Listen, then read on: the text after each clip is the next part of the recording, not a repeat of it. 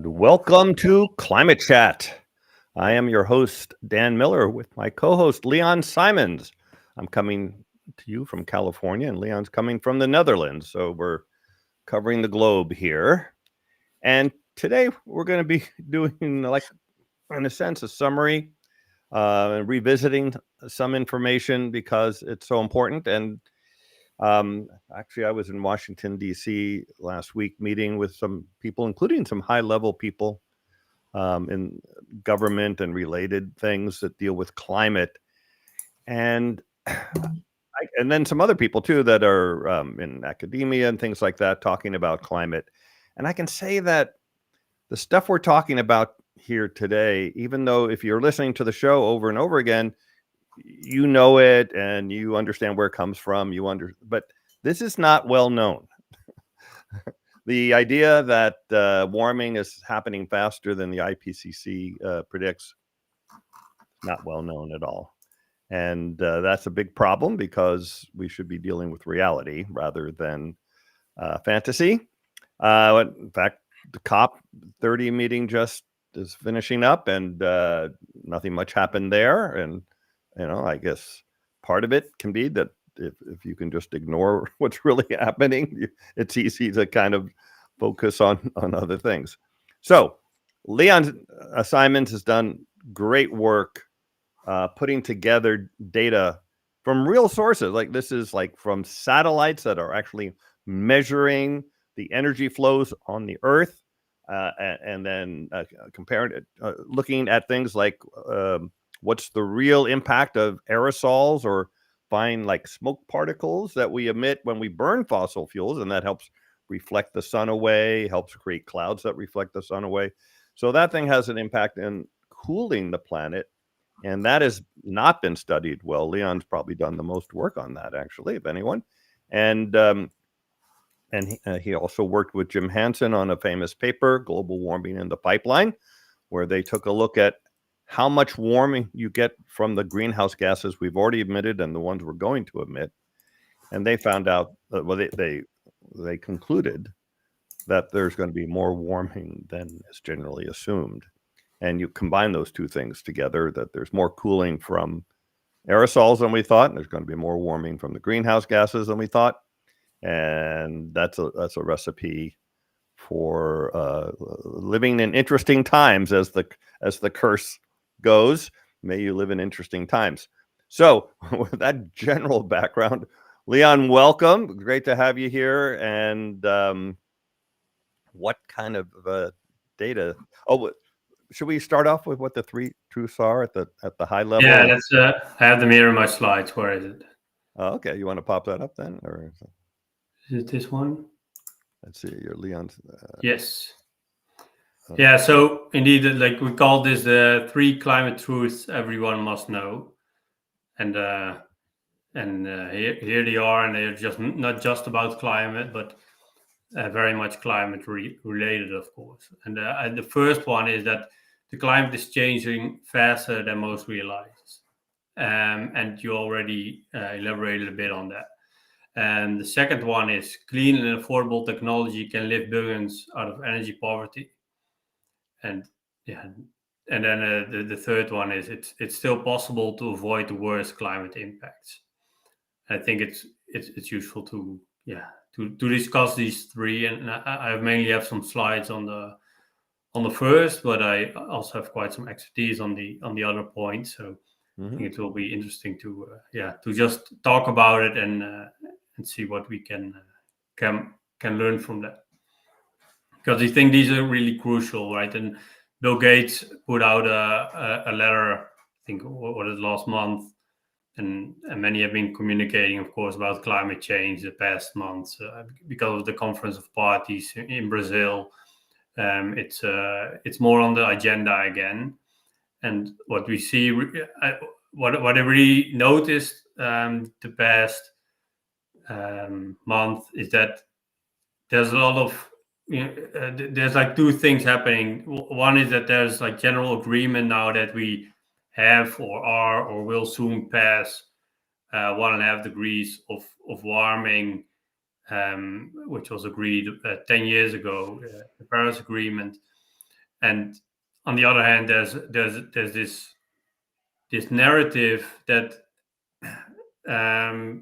which is in a way it's always like added to this statement.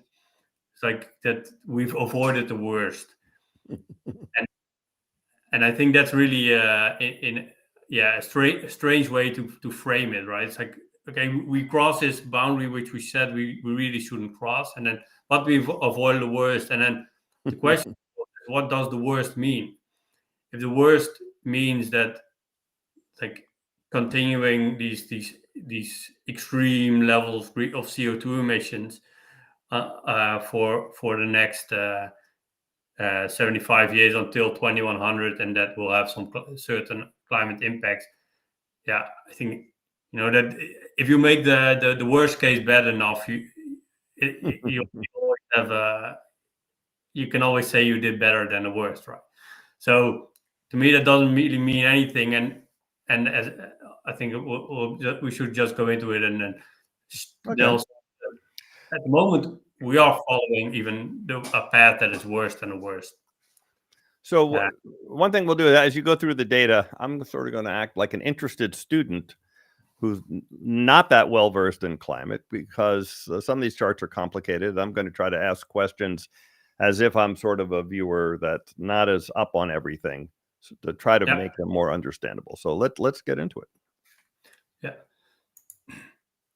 So let's go back, I think, to 1972 when the Club of Rome, and I'm a member of the Dutch chapter of the Club of Rome, and published this report, and it got quite a lot of attention. It was the report was called "The Limits to Growth," and it was mainly about exponential growth, about what, of course, the economy and the world energy use and pollution and the population of the world were really growing at an exponential rate at the time.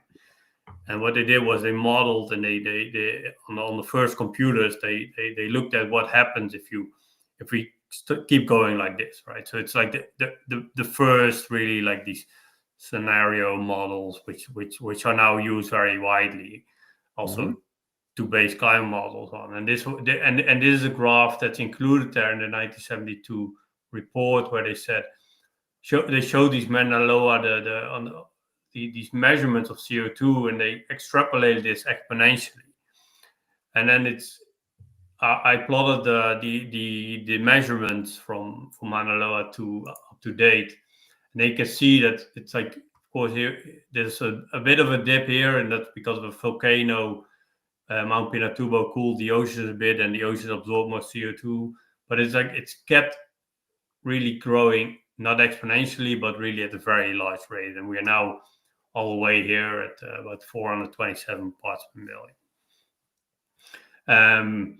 So of course, that's what we always talk, especially what's really talked about mainly also in these COP meetings, but also in these scenarios and these what are the carbon budgets, and then people mostly talk about CO2. But just to give some context on this for everyone who might not be as familiar. So we're talking about a concentration of CO2 in the atmosphere, which in pre-industrial times was about 280 parts per million, or 0.028% of the atmosphere was CO2. And now it's about 427, which is 50% higher, at around 0.042% of the atmosphere. Now, that doesn't sound like a lot. It seems like a small number, 0.04%. But you have to remember that most of the atmosphere is nitrogen and oxygen, and they don't absorb heat radiation. So they're irrelevant to the whole discussion. It's only the part that does trap heat that matters. And it turns out that there used to be around 2 trillion tons of CO2 in the atmosphere, and now it's closer to 3 trillion tons.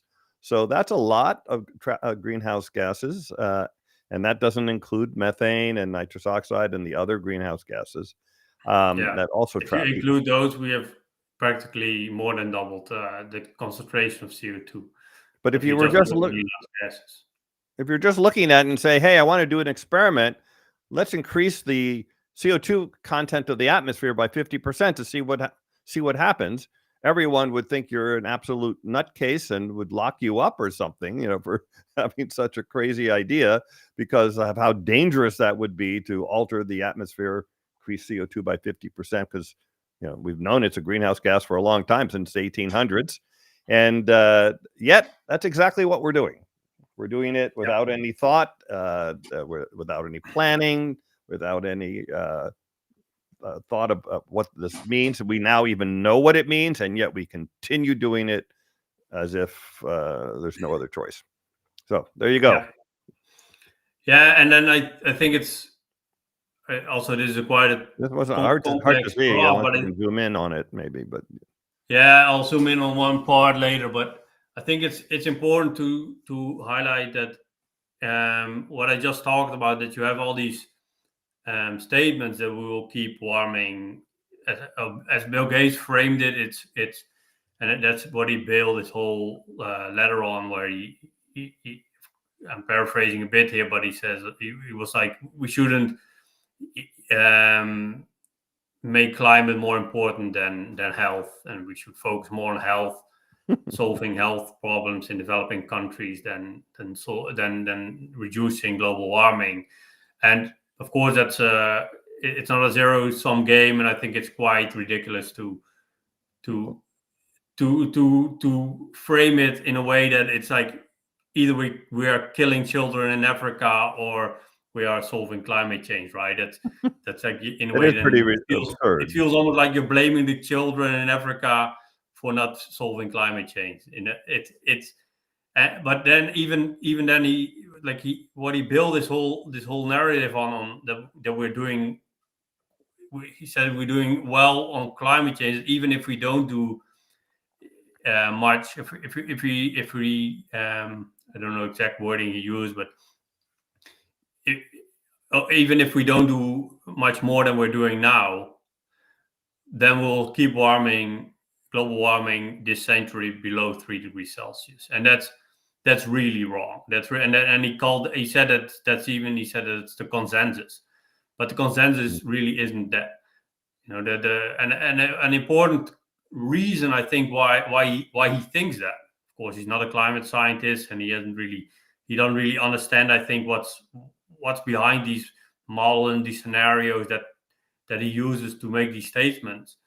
But why he thinks that is, I think, because many of these scenarios, and there's United Nations Environmental Program published a paper on this where they made a similar statement, and UNEP and the Climate Action Tracker is what he referenced, where they say, okay, we have this much carbon budget left, and it seems like we're doing better than if after Paris we've been doing better. But what it doesn't talk about, if you look at these scenarios, and it's really hard, even for me and even for experts who should really know what's behind these models and what the underlying assumptions are to come up with these statements about 2100. It's really hard to understand what the underlying assumptions are. And even in the updated IPCC report, these climate indicator reports they've published every year now. They mention here, and it is really important. So you have the CO2 and the other greenhouse gases, but the emissions in the future, they are not made available. So the assumptions they make about non-CO2 emissions, so that's methane, nitrous oxide, and of course aerosols, they are not transparently given. So we really don't know what their assumptions are, underlying assumptions are, to make these kind of statements. And that's then I get to this graph, and I've showed this here before. And there's a lot going on here, but I think it's important to go through it, because these are the greenhouse gas forcing. So a forcing is what, in a way, forces the climate to change, and it uses the unit watts per square meter.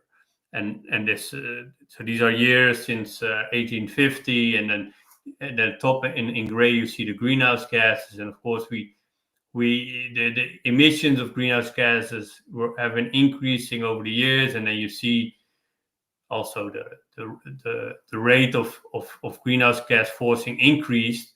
It hasn't increased much because there's a logarithmic effect. So, but the net forcing is very much determined also by the cooling effect of aerosols, of air pollution. And we talked about that more often here as well. But the assumptions you use for that, and there's very big uncertainty, that's the biggest uncertainty in climate science, is how much warming has been hidden in a way by air pollution, and it's mainly sulfur air pollution. And the sulfur is part of the fossil fuels. If you burn these fossil fuels, the sulfur comes in the air, it reflects sunlight, and it makes clouds brighter, which also reflect more sunlight. And then, so with the burning of these fossil fuels, there was not just warm, but also cooling, a negative forcing. So which made the net forcing, the sum of the greenhouse gases and the aerosols, made it lower than just the greenhouse gas, of course. Oh, sorry. And sorry about it.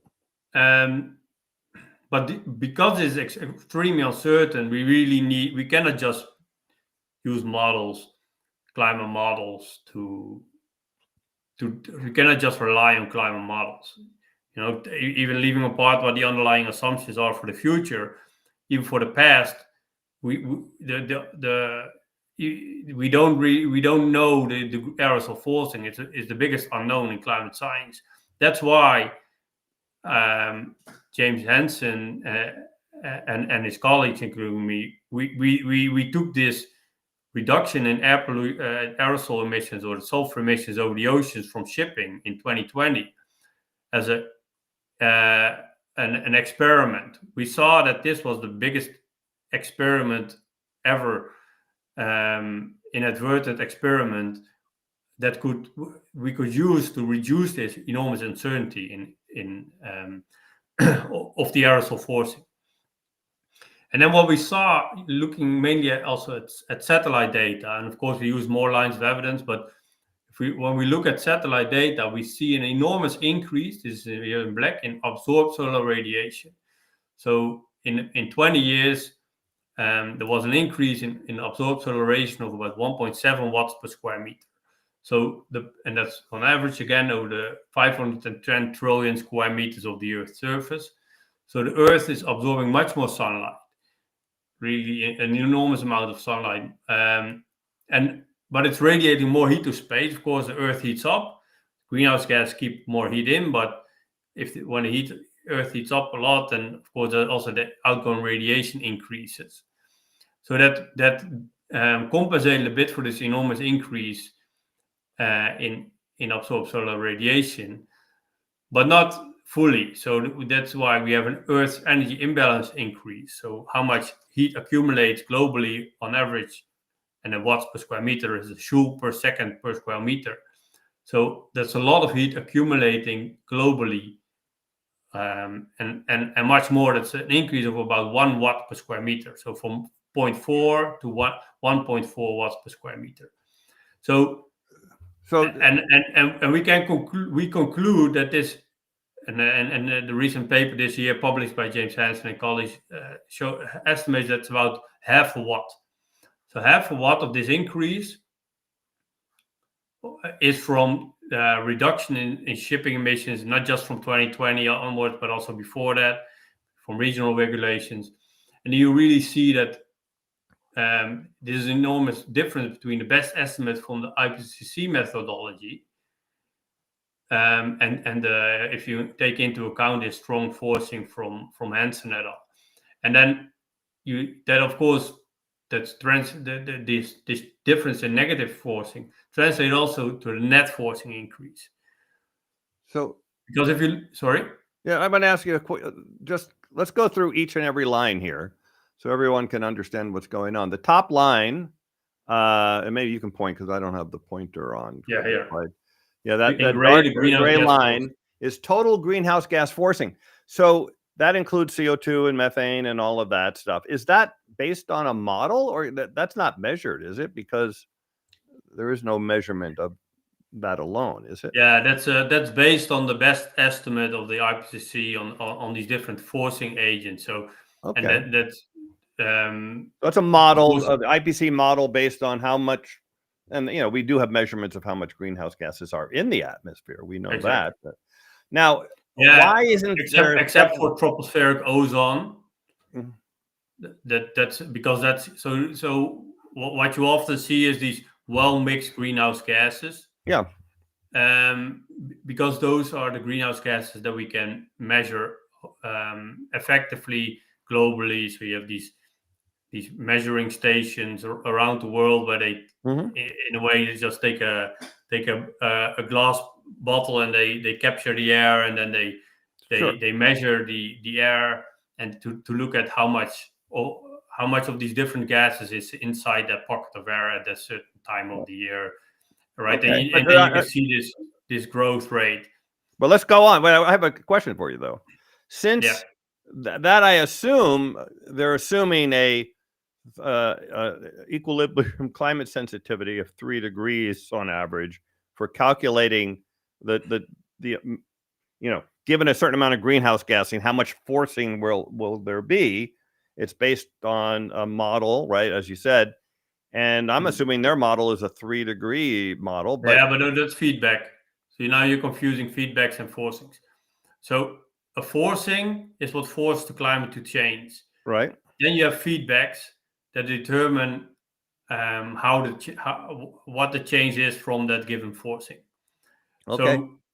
So The with your paper, Global Warming the Pipeline, which you did with Jim Hansen, and yeah you're coming up with an ECS of 4.5 instead of 3, you're saying the forcing, the original forcing, just directly from the greenhouse gases, you agree with the IPCC on that. It's just that the feedbacks are going to be stronger than what they yeah. So we assumed. looked at a different. We looked at different at the greenhouse gas forcing in different ways, and we came we presented it also in the paper, and we showed that we get the same order of magnitude forcing from these greenhouse gases. Okay. So that's All right, but let's the keep going difference is down not the in, lines. but the difference is in the aerosols.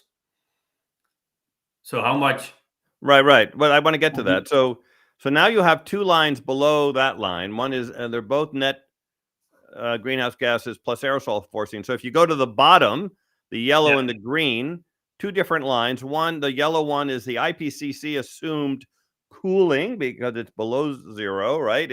It's a forcing that cools the Earth, and yeah both of those are it's a below negative 0. forcing. So it Negative like forcing, so it's cooling. The yellow one shows less cooling than the green one, and the green one is what you and Hansen and others think is the right number. That, in other words, that aerosol cooling is a bigger impact than what the IPCC says.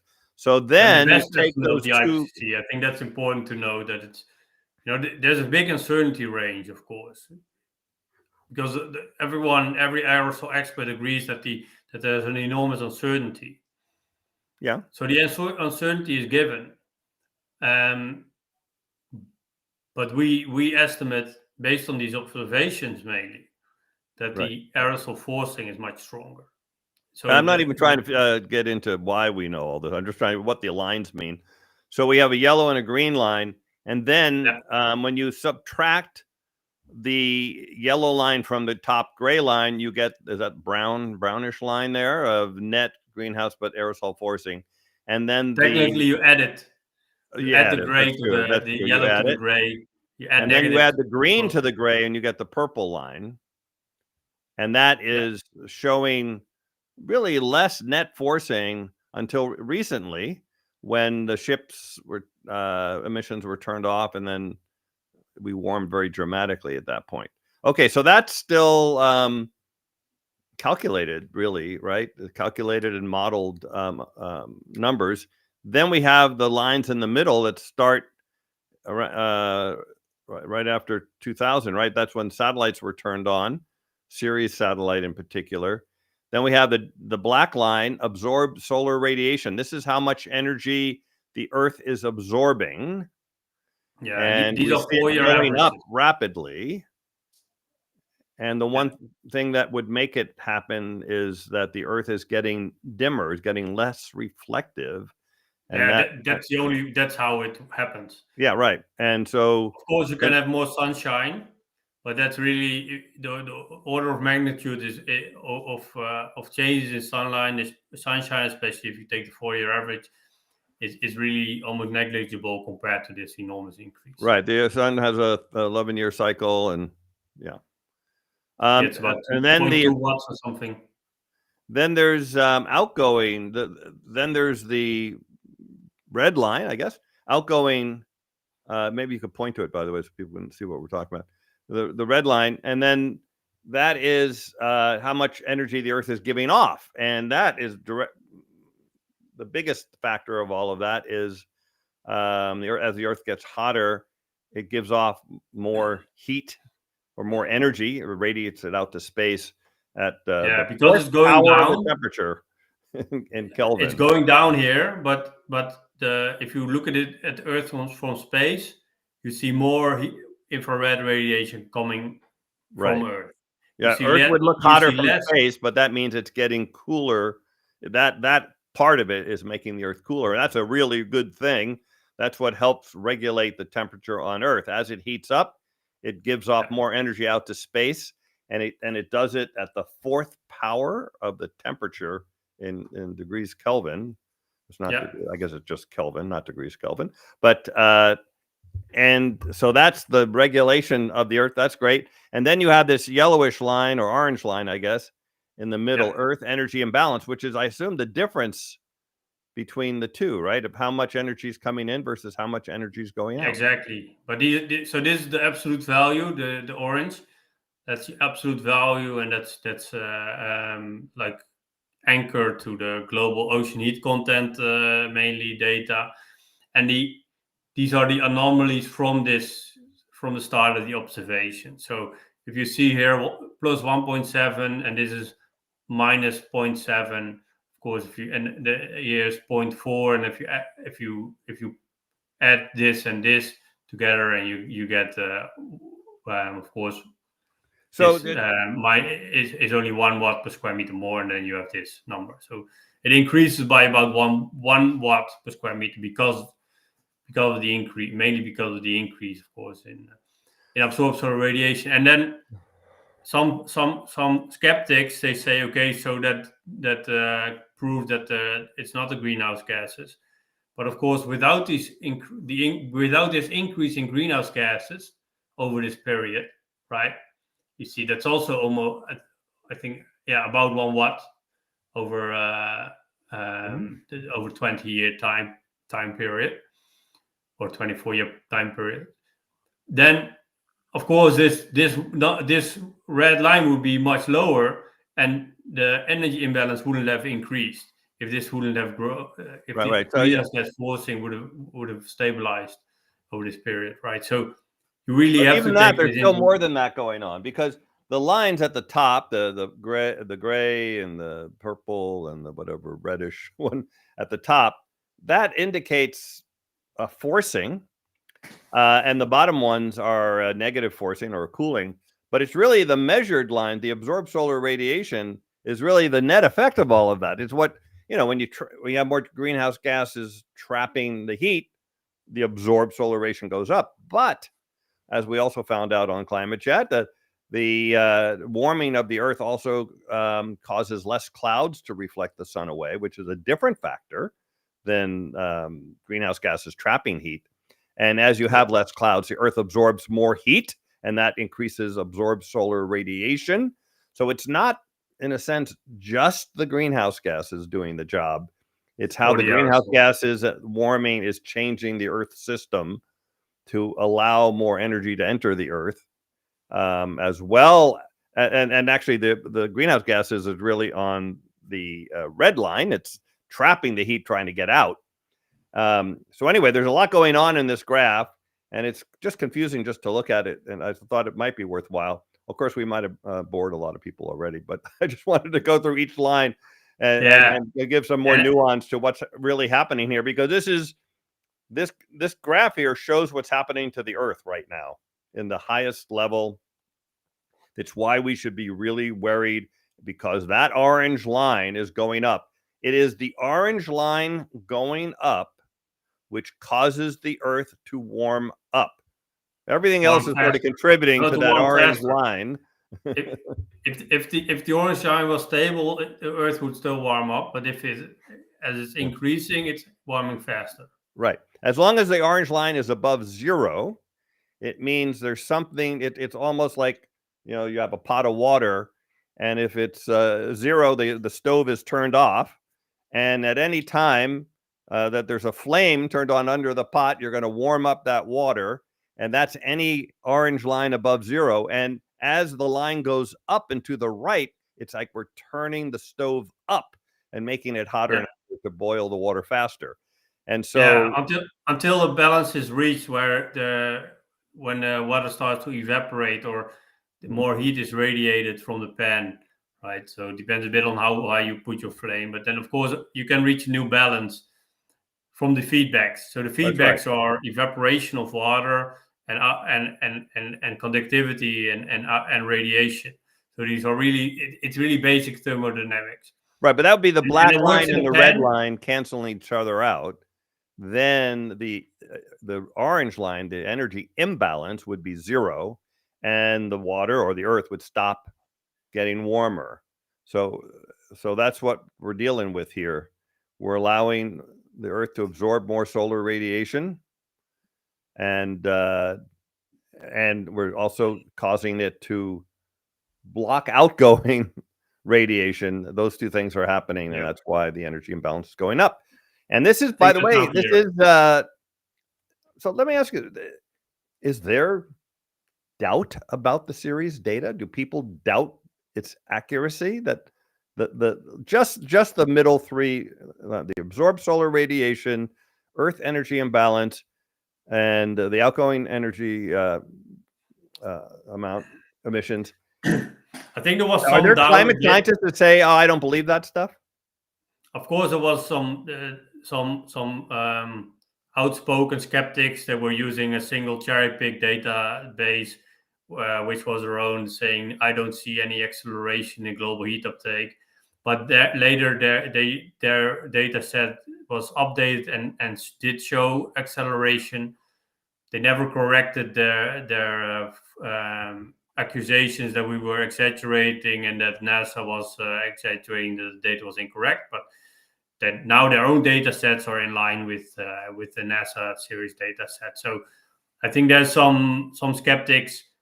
Of course, I think you see some skeptics saying, "Okay, this disproves."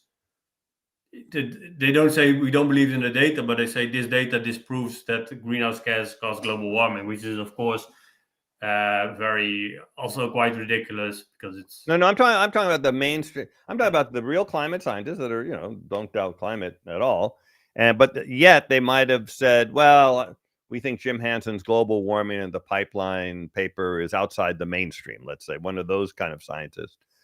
But then when you present them with this data measured from the Ceres satellite, they're not going to disagree with the data, right?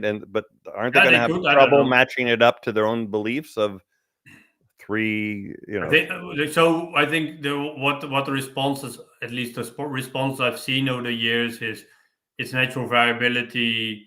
It's of course, if there is uncertainty in the data, we don't. Of course, we hope that it's wrong. We hope the data is wrong and that this effect is not that strong.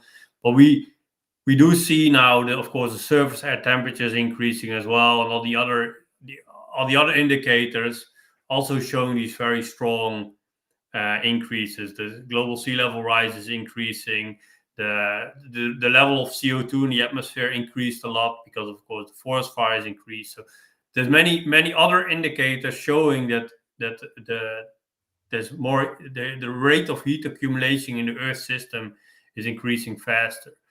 Okay. But we can go talk about these things longer. But I think it's but I bet we hit it to death there. But yeah. I think that if you compare this just from 2010 to because of course it really depends on on the scenarios you use, what kind of warming you expect. And then if you look at the SSPs, which are like these emission scenarios used to run these climate models, and then the updated methodology from Forster et al., and this is just greenhouse gas and aerosols again. You see again this forcing increase. This black dotted line is this growth rate, right? In from these two, or sorry, for the net effect of these two. And then this is again in red now what was pink there. Sorry, here. Then you see that this is now increase the increase if you trust the estimate of James Hansen, and it might be more feedbacks, but then the climate sensitivity is higher. So in a way that if it's not an aerosol forcing, it's more, and you take the data as a given, the NASA satellite data as a given, then the climate sensitivity is much higher, and it probably is both, right? So of course, this already takes into account the higher climate sensitivity, and otherwise the aerosol force would be much stronger even. So it doesn't. And this is also why you and Jim say that you predict that the rate of warming has gone up recently. So we were warming at 0.18 degrees Celsius per decade. Yeah, I'll get to that. And now you're saying it's going to double now. And that's because of that. I just want to go back, to this point where, so to understand all these statements that we will keep warming below a certain level, I think it helps to understand what those assumptions are based on, and those are based really on what drives the climate to change, which are these forcing agents. So if you want to understand, you really have to understand this basic stuff. You cannot talk about climate change and about temperatures in 2100 if you don't understand what forces the climate to change. So, and these are the forcing agents. And if you look at it, then this shows why it's also crucial to take these aerosols into account. Because if you just look at the greenhouse gases, right here you see, here's the Hansen estimate with aerosols. So reducing aerosols, of course, leads to this big increase. And if you don't take that into account, which many don't, and some, of course, climate action tracker, I don't have a clue. Nobody knows. Maybe, I hope they know, right? But nobody. I asked a lot, and I've been looking into this for years, but also for the past weeks after the Bill Gates made this statement, and everyone kept echoing this statement that from all these different bodies that we will keep warming, that there's some great news besides that we've passed 1.5, that will keep warming below 3 degrees, that there's some achievement because of Paris, apparently, right? But nobody seems to know what the underlying assumptions are for these statements. And I think that's really dangerous in a way, right? If you don't know what the underlying assumptions are, you cannot make these statements. You cannot make them statements, or you cannot cover these statements in the media, and you cannot repeat them after the media covered them, right? But everyone is just making these statements based on these black boxes. No one knows what's going on inside.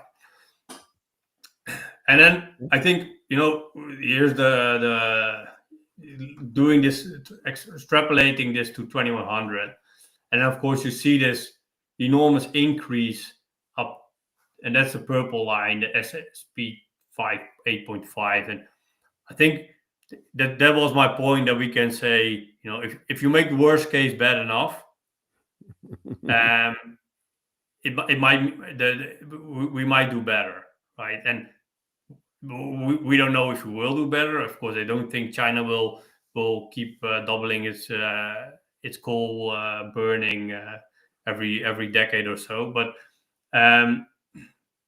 still, something might happen.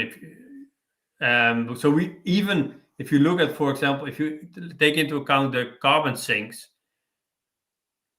we might not follow this emission pathway, but we might still follow this forcing trend, right? I don't think we will, but we might.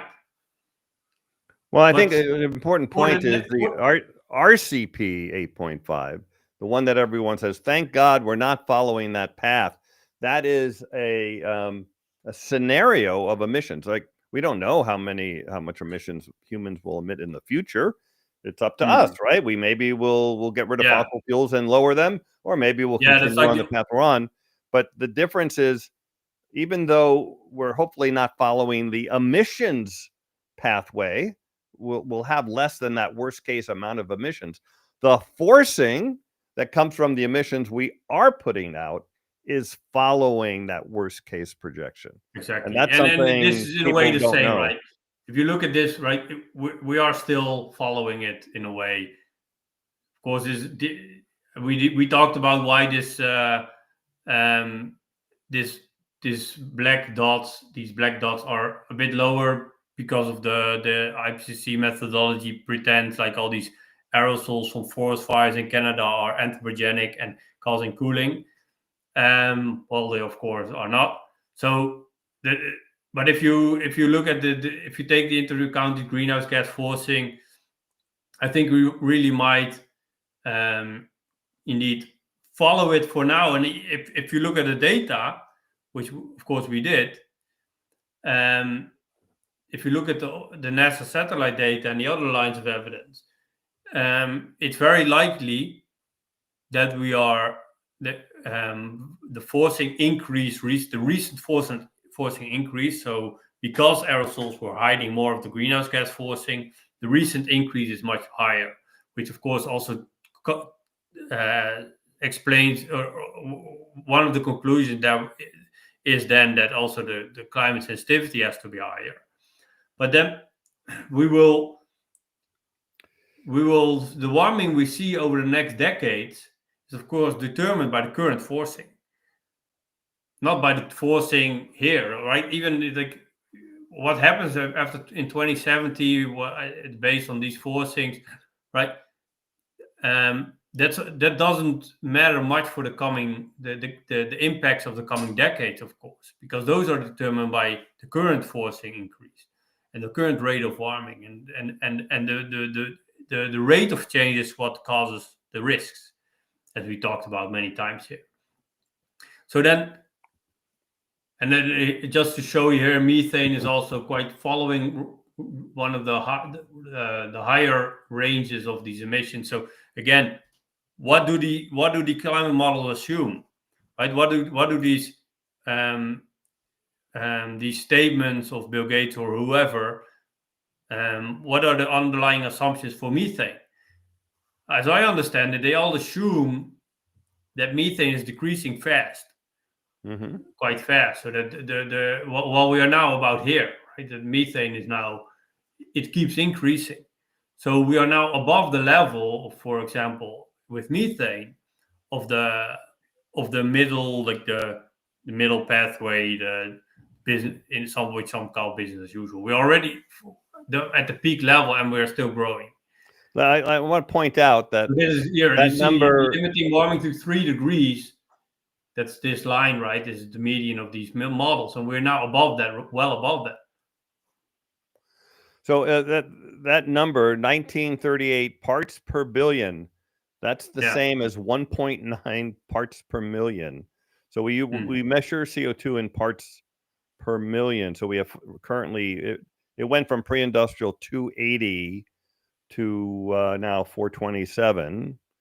Methane went from pre-industrial 0.07 parts per million to about 1.9 parts per million. So it increased about 1.2 parts per million in so far.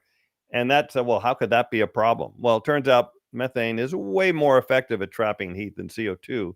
And while it's in the atmosphere, it's about 120 times as effective. So even that 1.2 number translates to about 2/3 of the warming of the CO2 causes. Yeah, if you want to make it more technical even. So this methane, these molecules are of course different shape than CO2.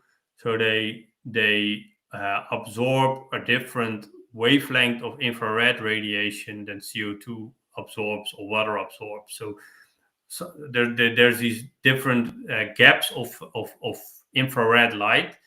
Of course, with visible light, radiation is visible light is also radiation. So you have all in infrared light. You also have different colors, but of course we can't see those. With invisible light, we understand that the different wavelengths have different colors. But that the same happens in infrared, and different molecules absorb different wavelengths of infrared radiation. Okay.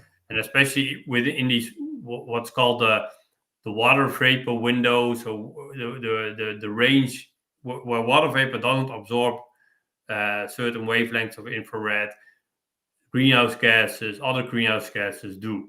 For example, the methane and CO2 absorb different wavelengths of infrared radiation, and then the Earth warms, and then there's more water vapor, and the increase of water vapor also absorbs more radiation, which is called the water vapor feedback. So that increases the warming and compensates a bit for this enormous increase in outgoing long-range radiation from the warming of our planet. But that's okay. Yeah. By the way, we're at 10:45, 10:46, so we should probably, since we have a lot to cover, but I want to stop and say here, please, if you're getting some value out of our programs here on Climate Chat, please like and subscribe, and you can hit the notification bell as well if you want to be notified when we put a new video up. But it's really important, because what we're trying to do here, we're not trying to become rich YouTubers by having cat videos or showing you the latest fashions or something like that. We're trying to spread the word on climate change, and we can do that more effectively if we reach more people. And the way we do that is by you subscribing and liking the videos, so that the algorithms spread them to more people, who can then like and subscribe and spread it even further. So we don't ask for this. I watch other YouTube videos, and man, they're asking like every 3 minutes. They're stopping the video to ask you to do that. But we don't do that enough here. But it is important. So please help us out. Please help out the cause, and by liking and subscribing and sharing the video with your friends if you think they might like it. Okay. So yeah, I think we looked at it before, but fossil fuel CO2 keeps increasing. Let me go through it quickly. And sulfur emissions keep decreasing. These are global fossil fuel emissions, and there's a different way to show the data, and it's kind of plot again here. Fossil fuel, sulfur dioxide, and billion tons of CO2. And you see, we're really the emissions are decreasing, of sulfur are decreasing, and the emissions of CO2 are record high. And this is for shipping, and you see the same, right? You see, of course, there's a bit of a decrease from shipping, maybe more efficient engines, etc. But the enormous decrease here again, the enormous decrease of sulfur emissions from shipping, it's really this is really an enormous change. And here you can see CO2 increase for, so that if you keep looking at this data, you see many different things happening. For example, here you can wonder why CO2 increased more than sulfur did at the start of from 1850 to let's say 1950. And that's because it was mostly coal-fired shipping at the time. And now, of course, you see they switch from coal to oil, and then there was relatively less CO2 being emitted, but still a lot of sulfur being emitted. So then they increase more or less linearly if you look at this, use these ranges. So this is very confusing, but what's happening on the right chart is that basically as CO2 increased, SO2 increased, and kept going up and to the right, and then all of a sudden there was a rule change, and those little numbers they're shooting back to the left from the upper right. They would have been part of the upper right, but because the rule change said, "Hey, reduce sulfur in your fuel," boom, the CO2 kept coming out of the fuel. And all of a sudden, the sulfur was 80% less. and that's why. Yeah, so it's still like 0.8 billion tons of CO2 per year. Okay. But sulfur is much lower now. It's only 2.5 million tons from the peak of over 12.5, so 10 million tons higher, right? Yeah. Okay. So it was really, and those were mainly over the pristine oceans. And then, again, like I think we could talk about this longer, but so we really see the rate of warming increase. We see, and then we said, okay, the rate of heat uptake increase. Then we see the rate of, we said we will see the rate of warming of the surface air temperature increase already in 2022 when we published our preprint of the James Hansen et al. Paper. And then, of course, 2023 and 2024 happened, and we saw these like enormous peaks. And we expect this rate of warming to continue, and it might be even we might have even underestimated, right? If this, it could be worse. If you see there's some indication that the rate of warming, I think this line is 0.36, so a doubling of this line of the trend from 1750 to 2010. If you this is the extrapolation of that, and then so there was 0.18 degrees Celsius per decade. This is a doubling of that, but it could be, at least for now, it's about 0.4. You see this line is increasing now faster than this line is going up, right? So depends a bit what happens in the future. It's uncertain, but it could be even worse than we thought. And there's now a consensus over this acceleration, but that doesn't really translate into these predictions for 2100, right? So you see, for example, now in the conference of parties in Brazil, they more or less agreed that, okay, we should rely on the IPCC because that's like the most trustworthy scientific body. But the IPCC is always a decade or so behind, right? If you look at the data now, this is we see that there's acceleration. We see that there's acceleration of warming every day. There's many scientific studies coming out. But if you then use these computer models, these simple climate models, and pretend like that's the highest level of science, then you can make these statements about 2100 and even. But if the climate sensitivity is higher, then it's worse than these models, than these simple models show. I think that's really important. So maybe this one, the last. Let's finish with this one. Yep. Or like this. Again, so. We talk. You can watch our show on 3 degrees by 2050. How likely that is, and I think that the risk is so high that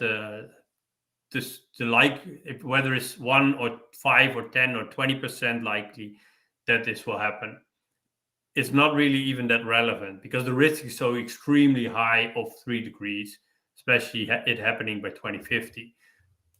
That we really should do everything in our power to make sure that it doesn't happen, and to adapt to this potential risk, right?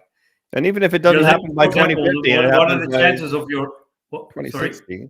If it doesn't happen by 2050, and it's still showing it's going to happen by 2060 or 2070, exactly. the latest. But even then, and it doesn't matter. I mean, it's all absolutely catastrophic.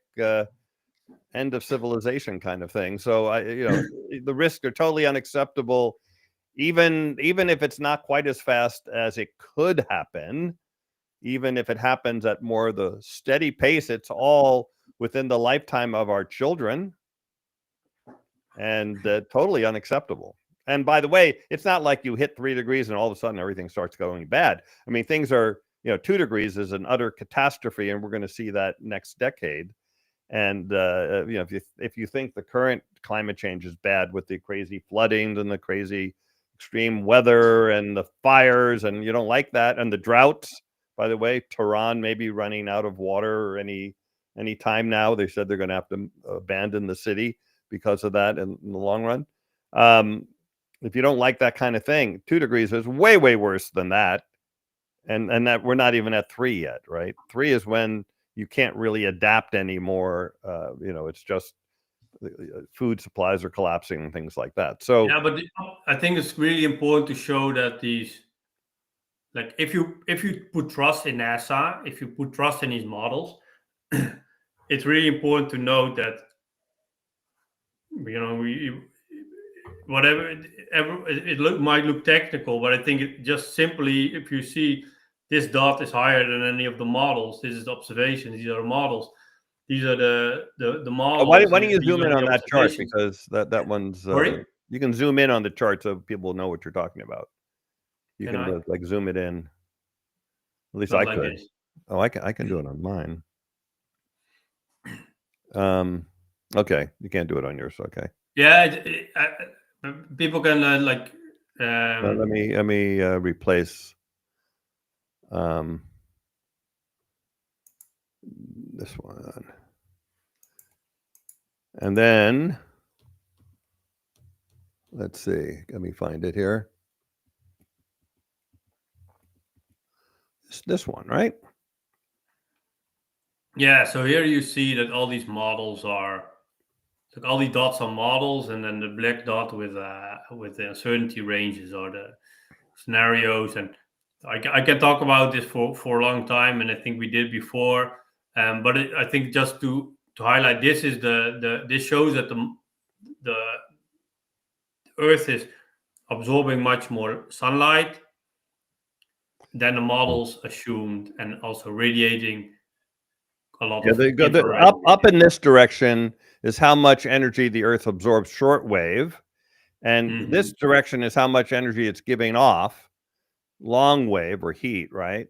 So things that are in this direction would be cooler, and things over here would be warmer, and that would be the model. Energy. Sorry. Yeah, that's the model, and this is the data point from the actual satellite saying, we're emitting less energy than the models say, and we're absorbing more energy than the models say, and that means the models are wrong in the wrong direction. In other words, it's more dangerous than the models are showing us. Yeah, and of course, part of this can be explained likely by a stronger aerosol forcing, but also likely by of course the stronger cloud feedback. Right. And it's very hard to disentangle those two, right? And it's also in a way it depends a bit on your definition of a forcing or your definition of a feedback, which is more of a scientific discussion. Here again, these SSPs, right? Those are the model, and then it seems extreme, 3 degrees by 2050, but I think it's hard to talk about risks, right? I think everyone in his personal life knows about risks. Like, for example, I think everyone can think of what one of the highest risks is in your country, right?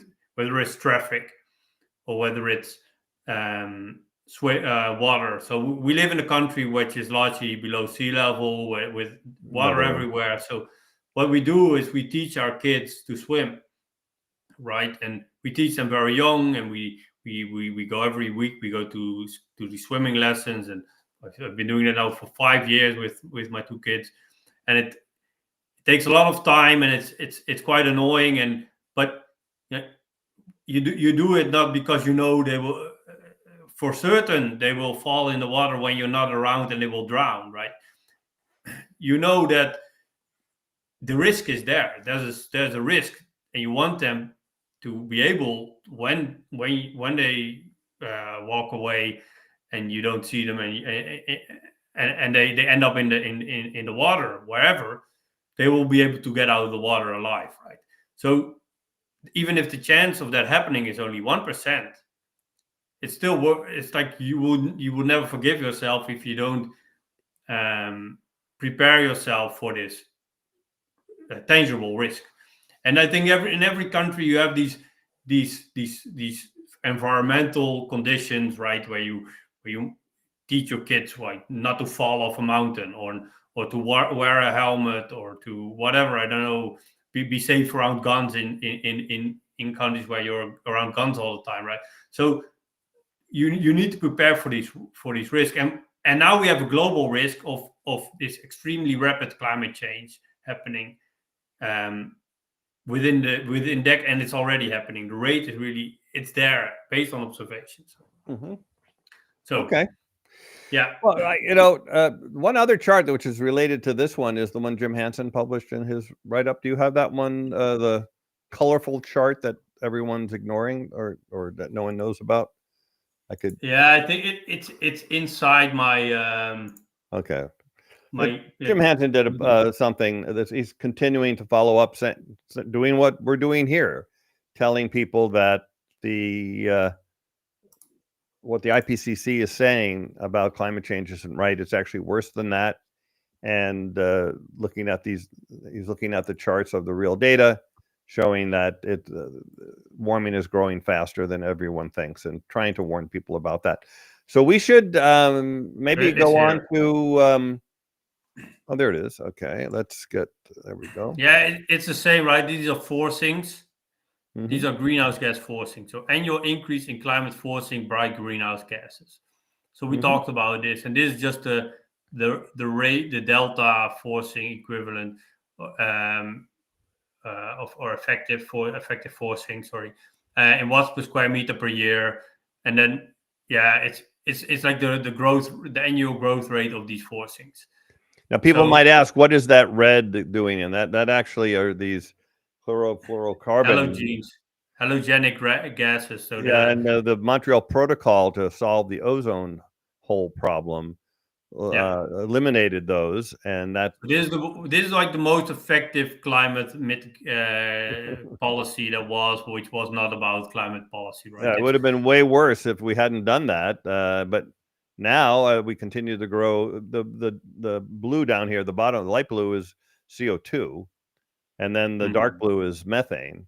And anyway, you add them all up, and you can see the forcing, not the emission scenario, but the forcing is following the worst case RCP 8.5. Technically the rate of forcing increase, and if you would add, show also aerosols here, but then you have like the line is going like this because you have all these very variable aerosols, of course, and those change every year. So an annual aerosol change is not very informative. Do you still see me? Yeah, yep, I still see you. Oh, wait, there's the other one there, but you want to show that other graph? Oh, I got to turn that one off. Okay, hold on. I don't see my mouse moving, so that was a bit. Oh, okay. Yeah, and just to finish up with this one, we talked about this one about the North Pacific, and I just want to show this to highlight that the regional changes are much more extreme, and we see now the over this past 20-year period, the 4-year average level of absorbed solar radiation over the North Pacific Ocean increased by almost 5 watts per square meter, right? And there used to be this very strong correlation between the Pacific decadal oscillations, so this varying temperature regions in the Pacific, and the level of absorbed sunlight, and of course also on temperature. But this has really changed from 2020 onwards. So 2020 is when this sulfur mitigation policy came into effect. So again, these are observations. The Pacific Decadal Oscillation Index is based on observations, and the radiation is also based on observations. And then even, I think, when we talked about it, I think 2 months ago, about the North Pacific, these extreme sea surface temperatures, the data was 2.4 watts per square meter of net flux. So and now it's 0.2 of a watt more. And again, if you look at this is per decade, per year, you see the greenhouse gas forcing is not even 1/10 of a watt. So if the net flux keeps increasing, like by 1/10 of a watt in a month, right? To me, this is really worrying. That's crazy. And Although some of it is fluctuations, right? So hopefully, it's but you see that growing, right? You see this growing faster than the this lines one. are diverging. Mm-hmm. The lines are diverging, which means the net flux is increasing, and these are 4-year averages. So wow. You've already smoothed out a lot of the monthly or yearly variation. There's much less variability because you have a 4-year average. Wow. And then again, this I think the PDO is also the 4-year average. So it's really like record low. Even if you look at the past 150 years, it's never been this low. So there's probably a correlation between the aerosols and the Pacific decadal oscillation. But if this turns positive, and that will translate to even more absorbed sunlight in this region, because there's still a lot of sunlight reflected over this region, right? The albedo, there's still a lot of clouds over the North Pacific. So there's still a lot of absorbed solar radiation increase possible if this region warms more and the clouds decrease further. And so this is really, I think, a really crucial region to look at. It seems remote. Most might think, okay, nobody lives there anyway, but this influences the climate of the entire northern hemisphere, right? If what happens in the North Pacific doesn't stay in the North Pacific. Okay, well, I think we've covered the bad news pretty well. I think we're going to switch to some good news. Yeah, and two pieces. So let's summarize one of the most important climate truths that everyone needs to know. And unfortunately, my experience last week is very few people know it. And I'm talking about people that really should know. And that is that the data, the measured data from satellites is telling us that and thermometers are telling us that the Earth is warming faster than we thought it would. And there are some scientists, including Jim Hansen, Leon Simons, and their colleagues, who have explained why this is. And it's not that complicated, actually. You can read it and understand it. It's pretty straightforward. There's a number of reasons why this is happening. And one is, and the two basic things are that our estimate of how much the world warms for a given amount of CO2 was wrong. It warms more than we thought. One of the reasons is because there are less clouds when the world gets warmer, and therefore the Earth warms more when the Earth warms up, because there's less clouds, and then the Earth absorbs more sun. That's one. And then also that the effect of cooling from aerosols was more than we thought. And as we clean up those aerosols, we're also getting more warming. So that's the quick answer to the first truth. And it's a very important truth. And it would be really important for the world to understand this, because then you wouldn't have these like ineffectual COP meetings where nothing happens and they don't even want to mention the words fossil fuels, because they're just kind of, everyone's, we should be assuming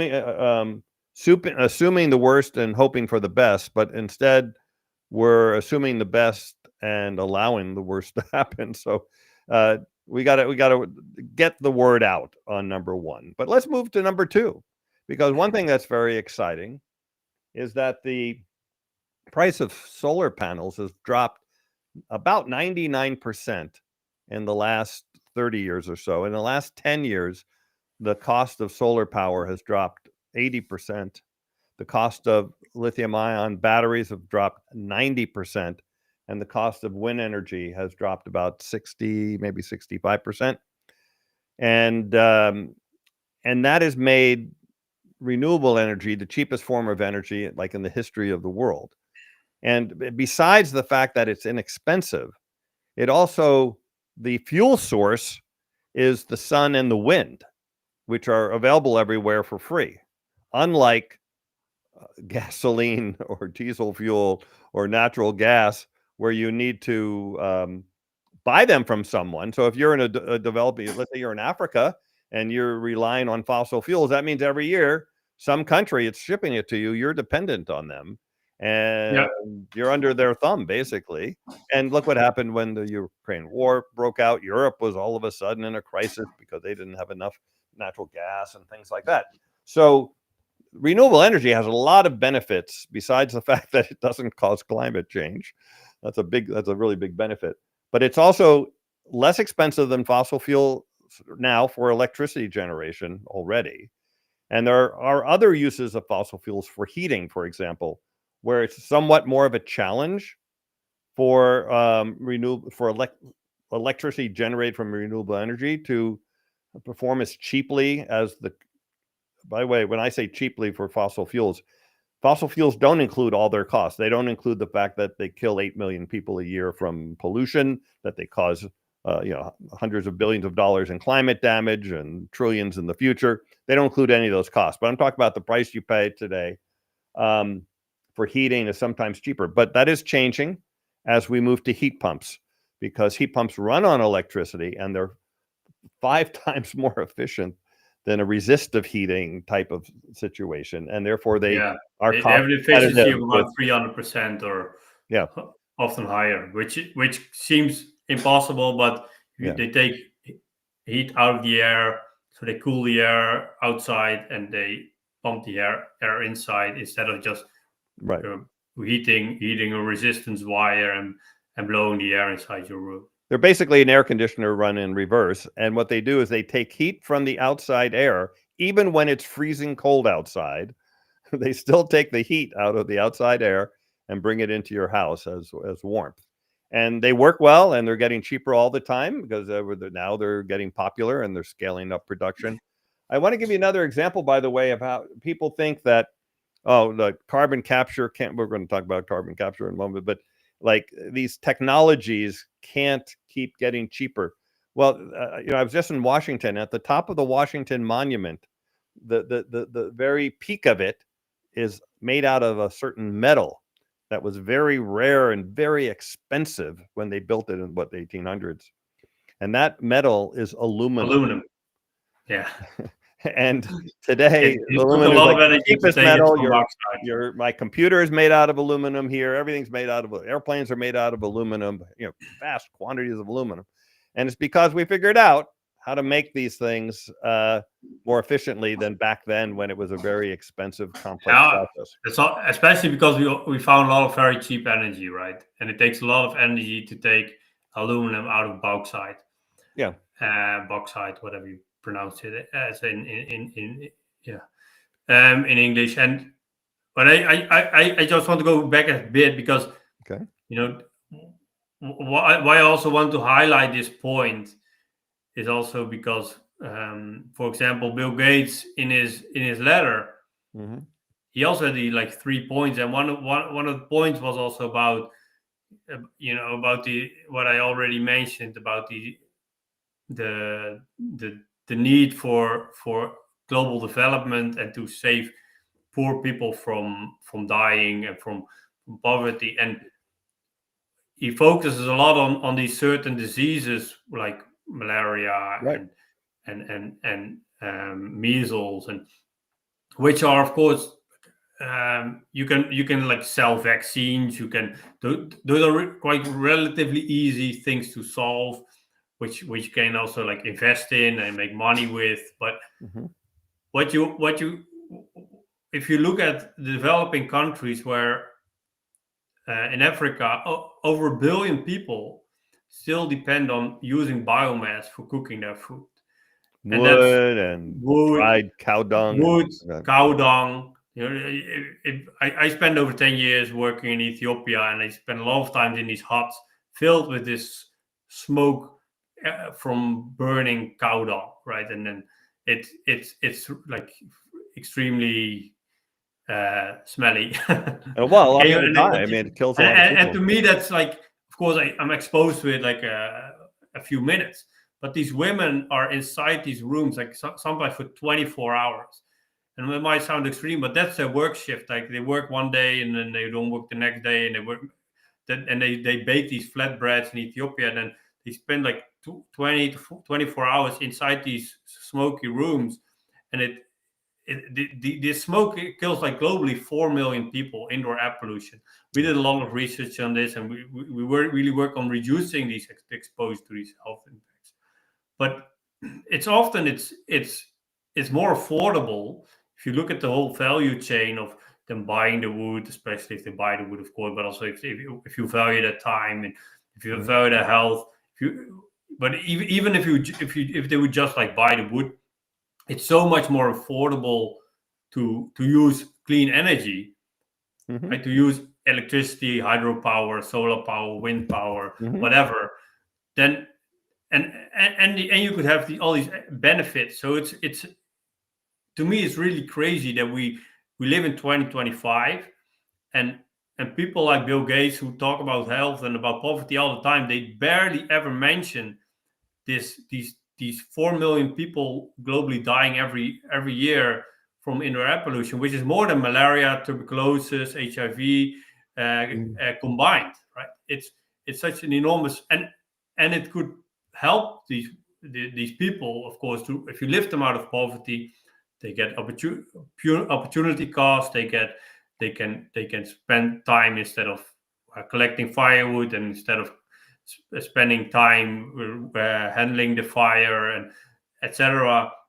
They can spend it on their family, or they can spend it on work and adding value to their community. So there's so much. Actually, just the wealth of and of course, then to finish up, the technology is there already, right? These solar panels are there. They are affordable. They can be invested in, and or other technologies, right? It's criminal that the existing technologies like nuclear was not allowed to be deployed in developing countries under the clean development mechanism because of some old-fashioned fear from the 70s, right? So the technology has existed, but still Africa has less solar panels installed than the Netherlands, right? It's really crazy to me why these, as we call the clean and affordable technology that can lift people out of billions out of poverty, is not reaching those people yet. I think that's really what about Bill Gates. One is his wealth alone could fund the panels and the battery you need and the induction cooktop for probably 100 million people. That one, his wealth alone of one person could probably fund that. But he doesn't even have to. People. He doesn't have to give it. Like they don't want handouts, right? I think that's important to mention.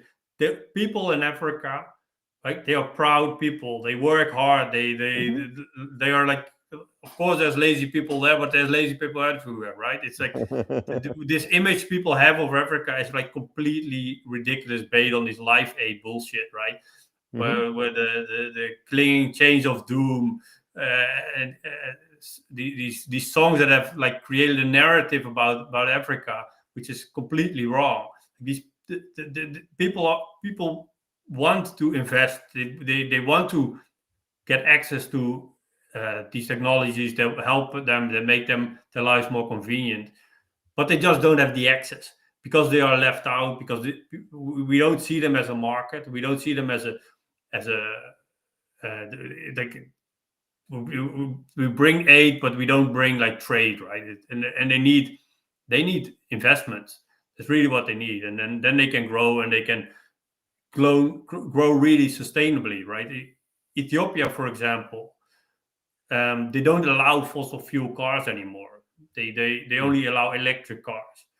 Right? They have electricity, as you mentioned. They don't want to import fossil fuels, which they don't have, because that's really bad for their exchange rates, and they want clean air. So they only allow new cars. They should be electric, and they are producing them now more and more locally as well. Okay. The other point I want to make about Bill Gates is that, and I said this long ago because I actually met him like in 2009 or 10 or something. And back then he was saying that climate change is not a problem. We have to solve malaria. And I go, the good news about climate change is if you don't address it, you won't have to worry about malaria because there's not going to be anyone around. He then talked to some climate scientists and got a little bit of climate change religion, realized it was a very serious problem, did some things in that area. But now he's getting, and we've talked about in this program, I mean, some people think that climate change is going to cause a 3% drop in GDP by 2100 because somebody got a Nobel Prize for saying that. And it's the most absurd thing you could ever imagine. So there's some people like, and I think Bill is one of them, who believes that climate change won't have serious impacts, but he's wrong, unfortunately. So let's get to the last truth, which is a very positive. Well, it's both a positive and negative truth. The good news is there is so much we could do if we chose to succeed. As Kevin Anderson said on this program, like, we're choosing to fail on climate change. We don't have to keep increasing fossil fuels. We have the technology, as we just talked about. It would be cheaper, if we actually switched to renewables, and we would save millions of lives. We'd save trillions of dollars. We could do it. We're just choosing not to do it. But let's talk about a world in which we choose to succeed. In that world, we choose to phase out fossil fuels. We don't just subsidize renewables. We give a timeline for phasing them out. First thing we would do is phase out fossil fuel cars, which we're doing kind of anyway. The market is doing it, but we could do it on a faster trajectory. We could say by 2035, fossil fuel cars. You could even say 2030, by the way. We could then say no more fossil fuel electricity generation, because renewables are great at making electricity. They do that really well. They do it cheaper than fossil fuels. And yet these coal plants and natural gas plants are paid for, and the investors want to make their money on them, so they don't want to shut them down, even if there are cheaper alternatives. So we have to help them on their way by passing laws that say that you have to phase out these things and finish up, I would say, by 2035, certainly no later than 2040, and get rid of all the electricity. And then the last thing is heating and industrial process heat from fossil fuels. And that, again, with heat pumps, industrial heat pumps, which is a separate thing, and arc furnaces and all these kind of things, there are ways of doing it. And the way to make it happen is by not allowing the use of fossil fuels after a certain date. And it's not like a cutoff. You have to, it's a line that comes down. We can do that. That's step one. Now, the problem is, and this is the part I think a lot of people don't understand, if we totally cut our fossil fuel use to zero, but let's say by 2050, which we're not going to do, by the way, but let's just say we did it, things would not get better. In fact, they will continue to get worse.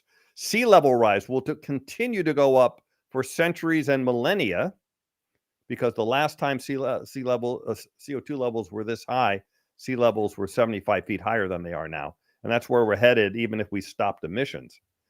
So I want to get this by that we are past the point now. If we're really, really lucky, and I don't think we actually would be lucky, temperatures would stop rising when we hit zero emissions. But their earth feedbacks, the cloud thing we talked about, that probably would continue to go up for a while. That theory that temperatures stop when we stop emitting is based on optimistic assumptions. But and only CO2. That's really there's big uncertainty there, and they pretend it's many of these studies, they pretend like other greenhouse gases and aerosols don't exist. Right. But they also go to zero. Right. They also go to zero. That's what aerosols are, of course, coupled to the CO2 emissions, as I showed you clearly with these two graphs, right? It's like, yeah. No, the aerosols would go away, and that would warm the earth. But that would also, they're also assuming methane goes away, and that would cool the earth. Sometimes they are, but sometimes they are pretending it's just CO2. Let's not and of course, people, as long as there's people, they will keep eating rice, they will keep producing trash, they will keep having cattle for at least for a while, right? I don't see permafrost might start giving off a lot of methane all on its own that they don't assume in their models there. Of course, yeah. So the bottom line is, if you're going to assume that temperatures will stabilize, and by the way, they're going to stabilize not at where they are now. They're going to stabilize at where they are in the future, which, like in 2050, would be, let's say, 2.5 degrees, and that's in an optimistic scenario. But 2.5 degrees, that's really bad. But even if you're assuming that, I think of Clint Eastwood saying, "Are you feeling lucky, punk?" So this is not. If that's your plan, which, by the way, that is the world plan, the IPCC, United Nations, the plan. Well, they do assume, by the way, there's going to be some carbon dioxide removal because their math doesn't work without it. But they're assuming we're just going to lower emissions down to zero in 2050, even though we're not starting now. We'll start soon. We're not going to get rid of we're not going to talk about fossil fuels for now, but someday we will. I mean, it's kind of ridiculous. But let's say we did that and they assume some carbon dioxide removal, which is the next step. So emissions reduction alone will not keep a safe climate for our children, period. End of story. There are no scenarios that are realistic. Yes, you could cut it to zero tomorrow, maybe, and maybe it would work. But we're not cutting it tomorrow to zero, and we can't. So step two is we do have to remove the trillion tons that are up there, the extra trillion tons. And to do that, we actually have to remove 2.5 trillion tons, because as we remove CO2 from the atmosphere, the ocean balance will send it back up, the part that it absorbed. And so we have a lot of work to do there. The bad news is that it's very expensive today to do it. There's many different ways to do it. There's mechanical machines filters that can suck CO2 out of the air. There's you can crush certain kinds of rock and just lay it on the beach, and that will absorb CO2. There's a lot of ideas, and they all vary in cost, but some of them are as high as $1,000 a ton. Some of them claim to be under $100 a ton. But the good news, just like aluminum on the top of the Washington Monument, if there was a big market for this, people would figure out how to lower the cost. And right now, there's very little of this being done, because the bottom line is no one's really paying for it except a little bit. Some voluntary markets exist that pay for some of it. Government does a little subsidies here and there for it as well. But if we ever got serious about it, then the government would pay for it and at scale, and then we would have a lot of it, and it would actually be cheap. Nowhere near as cheap as not putting it up in the first place, by the way. Still extremely expensive, on the order of trillions of dollars a year, but that would be cheaper than not doing it, because not doing it. There's a lot of disclaimers here. I think that's the point. Is it's still possible to avoid the worst climate impacts, but there's a lot of disclaimers, like we're not doing it. But I think one thing we haven't talked about yet is also adaptation, right? And of course, you can talk about sunlight reflection methods to cool things down, or keep it from warming further. But I think the first thing also we really have to look at, because there is mitigation, but even the first time I was in Ethiopia, I think that was like, I don't even remember the year. I think 2012, 2011, when the people from these African countries where we were at this climate conference, they were saying, so these Western countries, so from the Netherlands and all these donor countries, we're talking about mitigation, and then the people from these developing countries, from Africa mainly, they were all talking about adaptation, because they are already facing a climate that is very hot, that is warming faster, and is also facing a lot of deforestation, and deforestation also changes the regional climate. So adaptation is crucial, and that's also when I learned that if you want to stabilize the regional climate, it's also crucial to grow trees, to grow regional trees that stabilize regional climate. By if you sit under a tree, I think at a very small scale, if you just sit under a tree, that you have shade, and that the tree is glowing and using that energy, and it's evaporating water, and it creates this regional microclimate, right? And the same happens in a forest on a larger level, and the same happens in a country on a large level, where you just these ecosystems. If you restore ecosystems, they can really create a more stable climate. And I think that's also what we really need to do, not just native species, but also looking at crops, for example, because a big risk the coming decades will be growing food. And right, but there is a limit to adaptation. For example, there's rain. Of course, there's a limit to adaptation. So I'm not. Of course, we fully agree on that. So we can, but the impacts. If we talk about climate impacts, that's also very much about adapting to the changes that are still unavoidable, right? So if you want to reduce the impacts in your country, you need to be able to be aware of the real changes that are happening, the rate of change, especially regionally, as I showed you, and then adapt to that change, which is now unavoidable, right? Because we cannot avoid all climate change. It's not that we can avoid all the changes. We will reach 2 degrees almost certainly, right? Because I don't see the greenhouse gas emissions like going down extremely fast and cooling happening, intentional cooling happening. I cannot see that happening in the next decade. So we will hit 2 degrees. So, but when that happens, and as that is happening, and if as the impact is much stronger in the region where we're cooling the most unintentionally, and we've cleaned up this air pollution, we really have to be aware of these rapid changes that are coming and try to adapt as much as we can. Right, but the problem is, though, if we do that, then we don't get to the third thing. Is if we just do adaptation.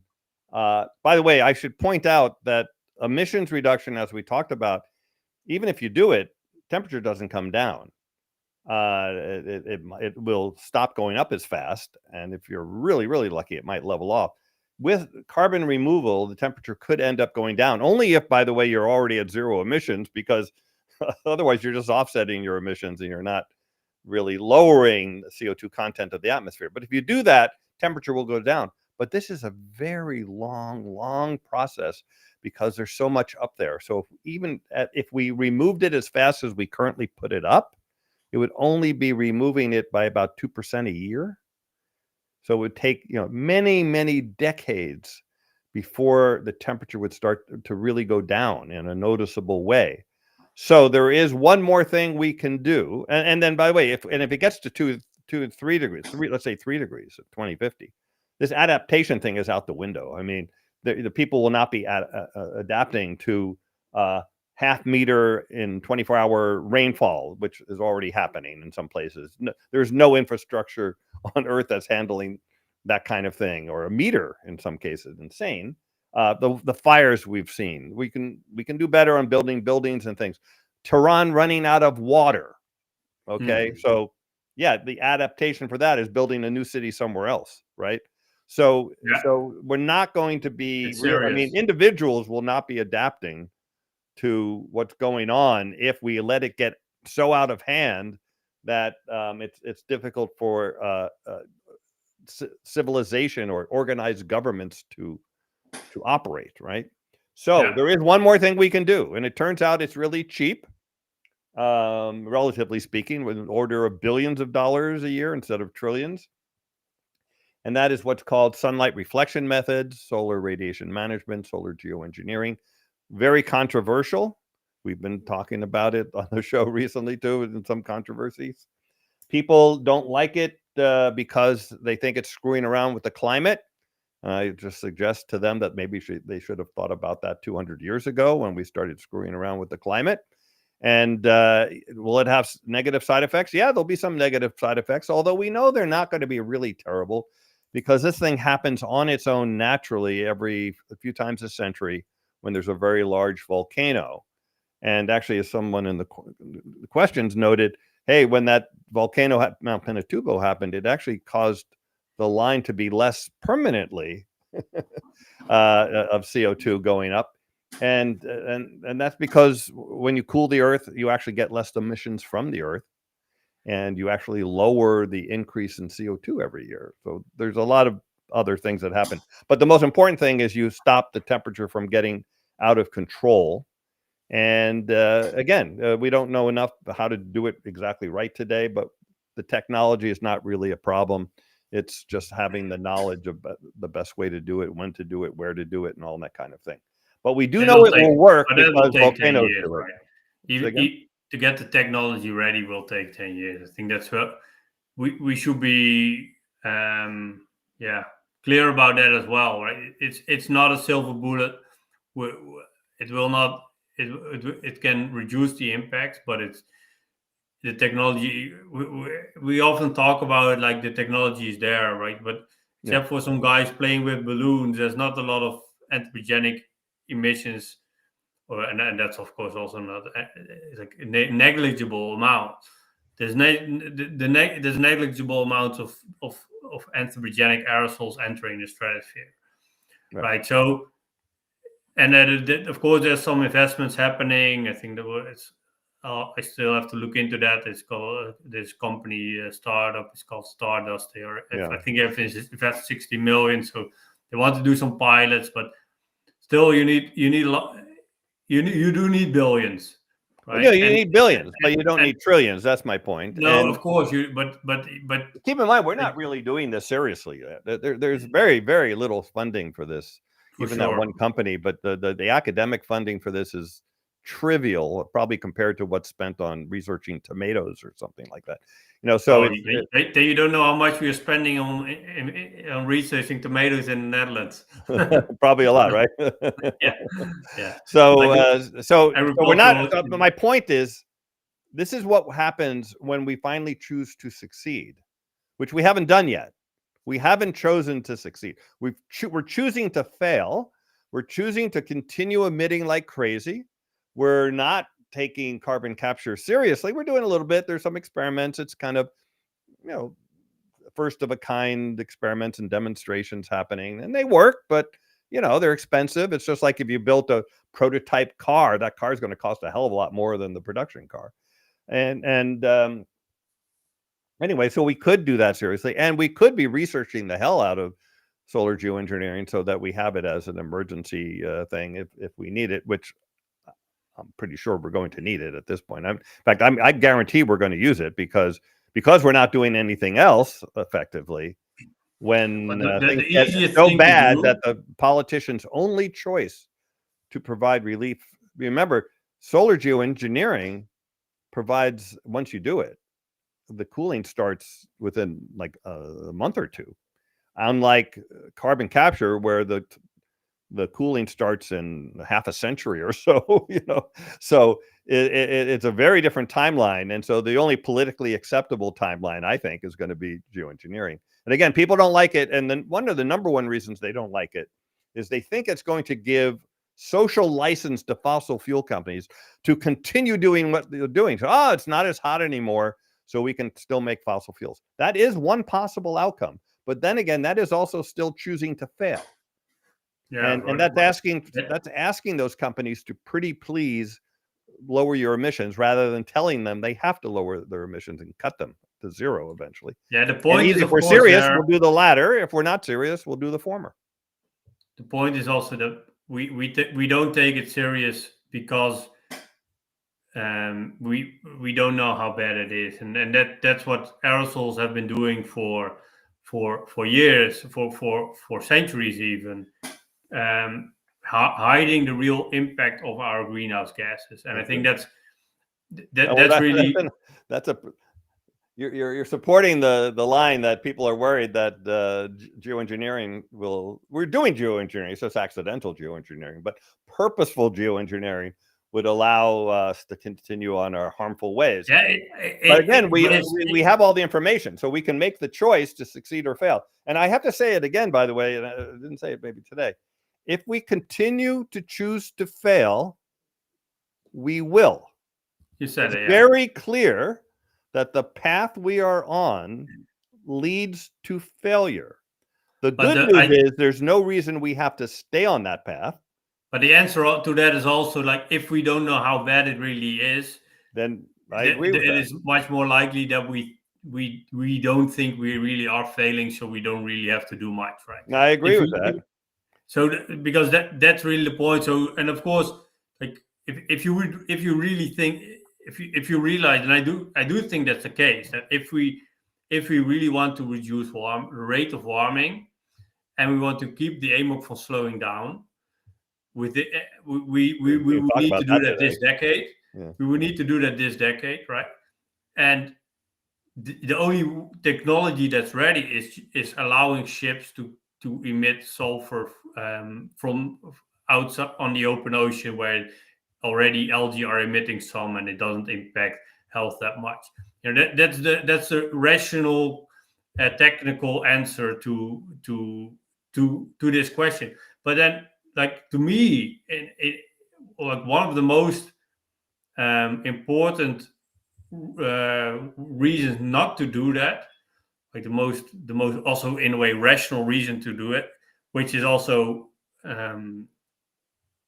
like in a way very wrong, is because if we don't do it, the climate impacts over the next decade will be so severe that it might shock people into action. And I don't know if that's true, but that, and that's of course a very, like, yeah, you don't really want that to be true, but in a way it's, you know, we do see that once the shit Pearl Harbor theory, people start to realize how bad it can get, right?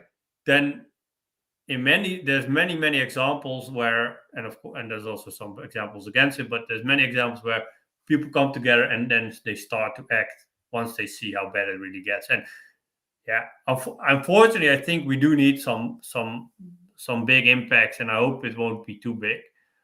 But yeah. Well, we've had, I mean, yeah. Well, again, the other thing to know is that humans are not rational beings. We think of ourselves as rational beings, but we're obviously not, and we're not being rational about this whatsoever. But one way you can help is by liking and subscribing, because then how bad it really is will be spread to more people, and maybe it'll reach just those few people that need to know more. Or anyway, you can do your part. And with that, let's bring Stacy in here, because it's been a 3 long time years. of discussion. You can leave Leon and I in a room, and we'll just talk forever here. Sorry, Stacy. Hi guys, I have so many questions racked up. I don't even have any of my own, except for to rephrase one of Frosty's comments into one. Okay. With all of the reinforcing feedbacks or tipping points being discovered, do you think it is possible to ever see real cooling again? Sure. Yeah. Well, I mean, we just talked about it. I mean, if we did geoengineering, I mean, we know we can do it, and we know it works. Oh, okay. All right. Well, I guess if you see a super volcano, like, in a way that's the same, right? If you have a strong volcano. Sorry? I guess I was interpreting it as without solar geoengineering. Is it possible? Like, if we just cut fossil fuel emissions, we have so much baked in.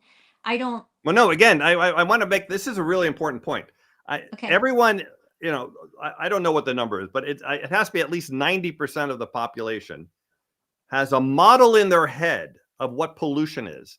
That model is, it's a bad thing, and when you stop doing it, it gets better. Water pollution, air pollution, every bad thing we do. Like maybe if there's another problem with guns, gun deaths, we get rid of guns, you know, the deaths go down after that, right? That is not climate change. That is not CO2. CO2 does not get better when you finally stop emitting it. It only if you're really lucky, and we're probably not going to be lucky, it won't get worse, but it won't get better. So the answer for cooling, for a couple thousand years, a possibility. For a couple thousand years. Oh yeah, for thousands of years. Now in 10,000. By the way, the number I saw was you had most of the warming for the next 1,000 years, and like 80% of it for the next 10,000 years. So you know, just forget it. It's forever. Okay, as far as we're concerned. And Yeah, the Earth will be fine. By the way, But before that, before that comes the question whether we can reduce emissions, right? And I think that's even that seems like a easy question to answer, but can we really do that? Right? If you look at the COVID pandemic, and like most planes stopped flying, most people stopped driving to work, but what was those are in a way relatively like easy steps, right? Because it's relatively easy to do that. But the impact was only 7% or so from CO2 emissions going down. We continued to heat our homes. We continued to run factories. Of course, and of course we can make steps with that as well. But still, the biggest steps, like if you would do like the biggest step, like what everyone says, we should stop flying, we should stop driving to work and work from home and whatever.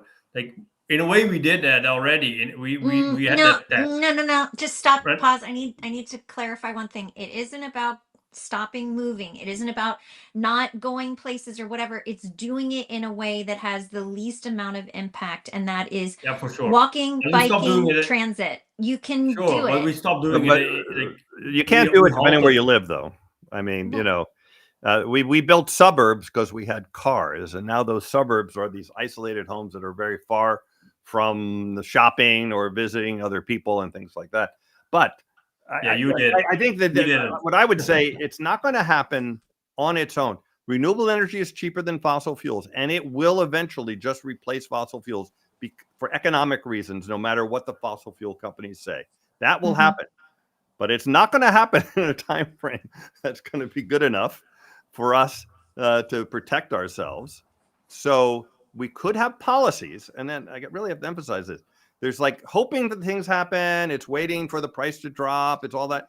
Okay, there might be a positive eventual trajectory that way, but with policy, you can force things to happen. You can phase out fossil fuels, and then instead of 100% of renewable energy so far going only to supply new energy demand, rather than replacing fossil fuels, because fossil fuels are at a record high. If you had a policy where you had to phase out fossil fuels, then those renewables would go to immediately replacing the fossil fuels, right? Because it would be less energy from the fossil fuels. You'd have to fill it in, and you'd fill it in with renewables. And we would actually do that. Getting rid of cars that emit emission, CO2, you can do that. You can do it very rapidly now. The EVs are cheaper than fossil fuel cars, like in China, where it's over 50% of all new sales are EVs, right? And solar power. Anyway, we've talked about that. So all that's possible. It's also possible the only way to lower the temperature without geoengineering is with carbon dioxide removal, taking CO2 out of the atmosphere. You can do that, but again, we're talking about many decades before you'd notice it. Whereas with geoengineering, you'd notice it next month. It would be first of all, we're not going to turn it on to full blast. We're going to start with a very little bit. We'll lower the temperature by 0.1 degree, and we'll see how that goes and how it's working. And then we'll do another 0.1, and that kind of thing. But you could get to a degree of cooling in, a couple of years kind of time frame. Once, as Leon said, once you have it worked out. In the meantime, if you just turned off that International Maritime Organization regulation that lowered the shipping emissions, and you turn that back on, you'd get 0.2 degrees of cooling right away. So that's how much warming it causes. So within a few years. Jeffrey had a question about that, about the IMO. Okay, so go ahead. Let's go to the questions. And let's let Eli in on that. Oh, and before we go to those, Eli, welcome. And what's your comment or question? Thanks. A couple of comments. The first, talking about 3C by 20 is an irreal scenario in that before we get there, we've gotten to C, 1 and 3 of C, at which million people are living in places that are at risk of at least one lethal wet bulb event per decade. And at 2C, that gets to 1 billion people experiencing at least one lethal wet bulb event per decade. And at 3C, that goes to 3 billion people. And I think that even if the 2C lethal wet bulb off 1 billion people, the other 2 billion would not sit around and wait for it to come to them without saying, yeah, we need some solar radiation management. So the question is not if we do solar radiation management. It's rather when we face reality and get serious about it, and how. And I don't disagree with Leon that switching back to the higher sulfur is a good near-term measure, but there are also other near for solar radiation. In particular, it doesn't everywhere. Green cloud brightening, that doesn't take a year, that doesn't take months, that cools the temperature immediately, right? Yeah, but is the technology ready, right? Of course, I understand. Well, okay, yes. Sorry. Yes, I agree but that's already being tested in Australia, and it should be tested as well in the not distant.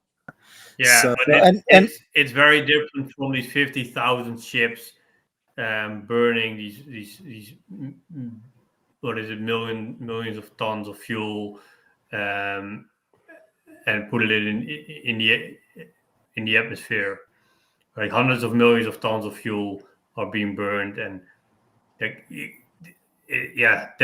really an enormous scale. The scale of these sulfur emissions and the spread it cannot be overstated, right? It's really enormous. So yeah, you cannot like build a water cannon and hope that it will do the same. It's yeah, it takes a lot of time and investments to get something to work at a similar level. Well, I think that ships were doing for free, right? Okay, in this, extrapolating from where we are, negligible R&D is going into it. Yes, you're absolutely right. My point is that to get serious about that R&D, and the cloud brightening is probably the lowest cost per intervention that we can build by. It will be surprising to people. Space-based. So when that's done at scale with the economies of scale in an optimized way, and the advantage of that having other impacts on atmospheric chemistry. And additionally, sulfate is what everybody talks about, is because it's the example we have because of volcanoes and shipping emissions, or emissions in general, fossil emissions in general. But there are other options that are either more benign or possibly even beneficial. So this is a huge area where there is so much room to do so much better. Sure. Okay, but I think we agree there. But again, I might make the point: we can choose to succeed, and then if choosing to succeed includes researching that and getting it all worked out as fast as we can. Right now, we're not. And we're talking about it on this program because of a number of things. One is the warming is worse than people think, so they're not as incentivized to act as they should be. But once they understand, they're seeing the impacts, they don't understand what 2 degrees in 2030 means, or 3 degrees in 2050, 2060 means. And that is catastrophic, totally unacceptable. And if we start working on geoengineering in 2050, then we're pretty much screwed. So we got to get started on it. Yes, and the fact that if we discussed recently, crossed 2C time in the middle of the 2030s. That's a billion people risk of lethal condition at least once a decade. Much more serious than people are really grasping. And that's leaving other misery and unpleasantness that would face us. We really don't worry. COP30 is taking care of all of it. Oh, actually, no. Sorry. Okay. Let's Stacy. What are some of the questions?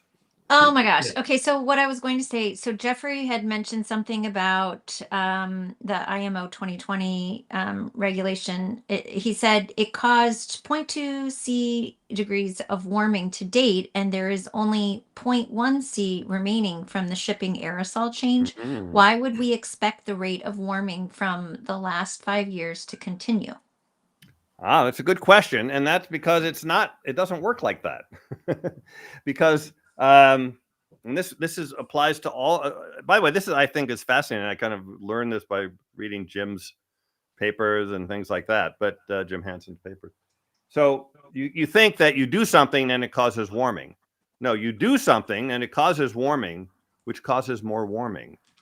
In other words, there are feedback. So you do the initial thing, the initial push, and then that causes feedback. So when Jim and Leon and everyone says that ECS, equilibrium climate sensitivity, is 4.5 degrees Celsius for a doubling of CO2, you think, oh, I double CO2 and then all of a sudden it's 4.5 degrees warmer. No.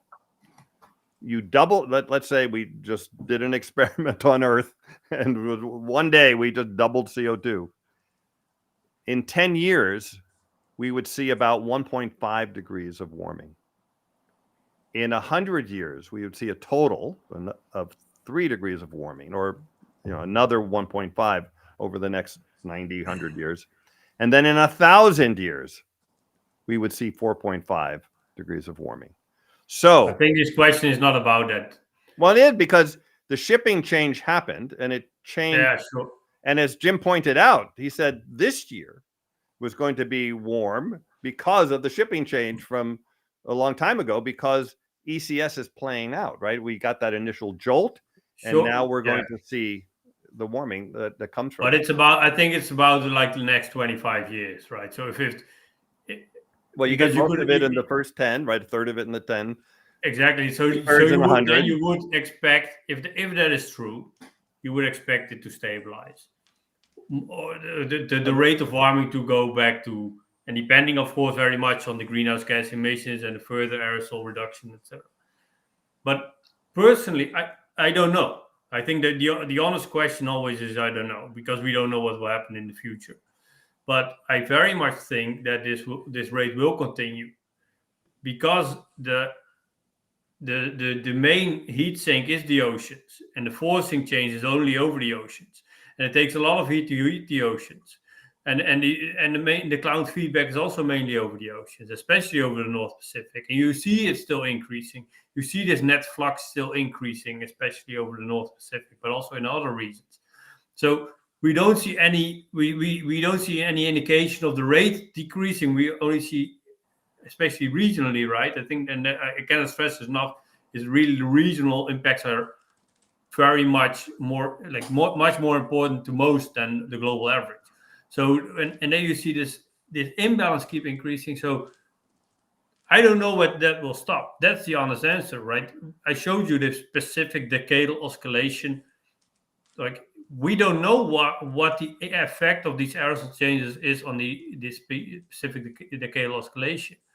If it goes up, everyone was thinking, if this PDO is positive, the imbalance is higher. But it has been negative for 5 years, and the imbalance has been record high. So if it goes back up, it could increase further, right? So we have this natural variability, and this aerosol forcing could be even stronger than we thought, right? It could be, because we saw the best estimate, or based on the only limited amount of years. We only had one El Nino. We have only had a negative PDO, and and we don't know. We've never been here before, right? We've returning to a climate that hasn't existed for 120,000 years, and we'll soon reach a climate that hasn't happened in the millions of years, maybe not ever, right? If you take everything into account. So the honest answer is we don't know, and it could change very, very fast, and the rate of warming could increase further, right? And that's why, like, we cannot exclude it. That's maybe the chance is not 50%, maybe it's 50-50, I don't know. But again, that doesn't really matter. We really have to assume that it will happen. And again, warming causes warming. So, for example, the CO2 per year increase is going up as the Earth warms. And then, so you could stop doing whatever, your shipping thing or whatever it was that was releasing sulfur or CO2 for that matter. And the Earth just decides, hey, I'm going to release methane from the shallow clathrates in the Arctic Ocean or the melting permafrost or anything like that. And hell with you guys. I'm going to get in on this game of increasing emissions. And so I think it will be very hard to reduce emissions faster than the rate of atmospheric increase is growing, right? The rate of, because of the nature used to absorb about 50%, 40 to 50% of our emissions, and about half of that was from the biosphere and half by the oceans. But the biosphere is decreasing. So yeah, we reach temperatures, especially when within 10 years when the El Nino is permanent, right? The global temperature is like a peak now, right? In 5 or 10 years, we'll reach that level where a 1.6 or 7 degrees Celsius year is now then the average, or even faster, right? So, and then how much CO2 will the biosphere absorb for us? Maybe not so much anymore, like it did last year. As the oceans heat up, they hold less CO2, and a lot of other things like that are happening. So, okay, let's move on to the next one because we could. Okay, you had mentioned El Nino or La Nina, I'm not sure. But Jean wants to know, is there any information about future El Nino and La Nina patterns? Will it simply stop shifting when the ocean gets hotter? No, we expect it to keep the cycle will continue, and of course it might not. I think that there are some indications, and I'm not an expert on this, that there's some shifts, but I don't think there will be no cycle anymore. But for the North Atlantic, like the North, I think there's North Atlantic oscillation and Pacific Decadal oscillation, those are very much also forcing driven, especially also aerosol forcing driven. So that's what we are learning now, that it might have been, because you could look back and you can see, for example, from ocean data records from these drill cores, you can see that there's also these fluctuations, but that can also be just because of aerosols, right? Because of natural air pollution and because of anthropogenic air pollution, and that has also caused these ocean currents to be impacted. So yeah, it's I think that I do of course there will always be natural variability, right? There's always a cycle and there's always some fluctuation. It happens everywhere. Even if you aim your thermal camera on your coffee, you can see these different heating patterns inside your coffee. So I think it's inherent of a system, especially one that's always heated from different parts of the globe. And yeah.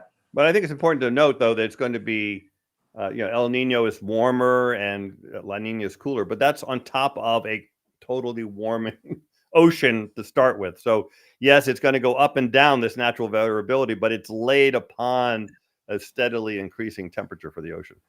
All right. What's Yeah. what else you have? Okay. Martin asked this early on. He said, something occurred to me recently. All damage assessments and studies based on AR6 are probably too optimistic. Specifically, UK actuaries at 4 billion plus dead at 3 degrees, and Allianz, sorry, adaptation is impossible after 3 degrees. Yeah. So the answer is, well, yeah. First of all, the AR6, as we're pointing out, is optimistic about what the warming is going to be. And although when you really look at the chart, Leon showed, there's all over the place. But if you're being conservative, as you should be, assume the worst, hope for the best, and plan for 3 degrees by 2050 rather than 1.5, which we're already at 1.5. So so the AR6 is optimistic to start with, and the next part of this is people are not being realistic about what these numbers mean. 2 degrees doesn't sound like. First of all, people think 2 degrees is safe because that was the number, the plan not to go over it. The implication being, well, if that's the number we're saying we shouldn't go over, that must be an okay number to reach. And unfortunately, that's wrong. I mean, maybe when it first came up 20, 30 years ago, 2 degrees was thought of as maybe, it was thought of as being the border between safe and dangerous climate change. Now it's viewed as the border between dangerous and very dangerous climate change. Well, and actually, that's a good time to insert what Nevitz brought up just recently. You might be able to find it. Our biggest problem is education and the massive lack of it. When people hear 1.5 to 3 degrees Celsius, they will simply think, when I leave my house, I lower the temperature by that much. No big deal. And they're totally right. That's right. But if you can even go outside and it's 5 degrees warmer when you leave the house, right? And that's fine if you do that. If your body temperature goes up 5 degrees, you're dead. So think of it more like the temperature of the earth is measuring like your body temperature. And You're you not go up dead 2 if degrees. it goes up 5 degrees. Yeah, You'll die. Yeah. Well, And stay 5 there. degrees Celsius, you're way dead. 5 degrees You're saying if Fahrenheit. it I actually it's had a 5-degree 103. Fahrenheit increase, and I was in the hospital. 103.6? I went. Well, I had 105 once. I was in the hospital. So Well, yeah. that's But I was talking about Celsius. 6 Celsius, you're dead. something. Yeah, let's talk about Celsius here. I know With Americans science, only yeah. do Fahrenheit. Okay, 10 degrees. You go out 10 degrees warmer. Yeah, one day. I'll agree with that. Okay. I'm not listening to you. Okay, so Okay. yeah. There's so many more. One Reese asked early on, where do a does quick, you want that one? Which one? No, Go ahead. I'm not doing that. Do you want that one? Oh no, I'm sorry. Did I hit one that I didn't mean to do that? Yeah. I'm sorry. Okay. I don't know what I'm doing Reese asked early on, where does your analysis sit in terms of acceptance among climate scientists? For example, ECS is 4 degrees Celsius plus. Most agree or still see this as possible, but unlikely. That's a very good question, by the way. Sort of the question of the hour, and one that Jim Hansen is writing about, saying that it's not being covered for a lot of reasons. And it's hard to understand why. Again, scientists disagree with Jim and Leon, for that matter. But they don't I haven't seen yet where they disagree about the science. Like they say, oh, the series data is wrong. Or, oh, no, you did the calculation wrong. Or you did that right. Calculations are really simple, by the way. You can follow them yourself. It's not like some really complicated thing. And so I haven't seen scientists disagree with the science. They just they disagree with an the outlier. They disagree with the narrative that's resulting from the science. So many like, and so it's a bit of a loaded question, right? So it's very much in a way you're saying like the IPCC is wrong. Even just saying that the IPCC, if you just say that, people are hurt, especially a lot of people. Those scientists spend a lot of their free time working on it, and it's a respected organization, and they are proud to have done that. And and people rely on it, and they want to trust it. They want to be able to trust the science, right? Oh. And then if you say the IPCC is wrong, it hurts them. Sometimes they feel it, right? But if you understand the It's process, bad vibes. sorry, It's bad vibes. it's bad vibe. But then if you understand the process, it's the governments that decide what is being said, right? So, for example, some IPCC people who worked at the IPCC, they reached out to me and they said, what happened is that they took, like in the AR6, like the first working group report from the IPCC of the AR6 work group 1, in the summary for policymakers, in the draft it said, early 2030 we will reach 1.5 degrees Celsius, and in the high emission scenario, even before 2030. They scrapped it all, right? They scrapped it all. So they were like, and that's just like one simple example. It's like they keep the information from the policymakers and from the media, because nobody's going to read all those 3,000 pages and try to understand the science. They read the summary, and the summary of the summary. And if you take away the important stuff that we will cross 1.5 in around 2030, and then even we've already crossed it. So because it didn't take into account all this desulfurization of these coal plants in the shipping, but we've talked about it. Then we are kept blind. People are, and that's happening on all these levels, right? So, and the same is happening with the climate sensitivity, right? It's not just us saying this. It's many documents, many recent articles showing it. And if you do a thorough assessment, not just take the average of all these models, but if you do a thorough assessment of what's the most likely based on the evidence, right? That, to me, that's important. I don't care about consensus. I care about what the data tells me. And if someone, even if it is one person, like whoever it is, can explain based on the evidence, can explain that it's higher or lower, and it can explain. And I believe that, right? That's the answer.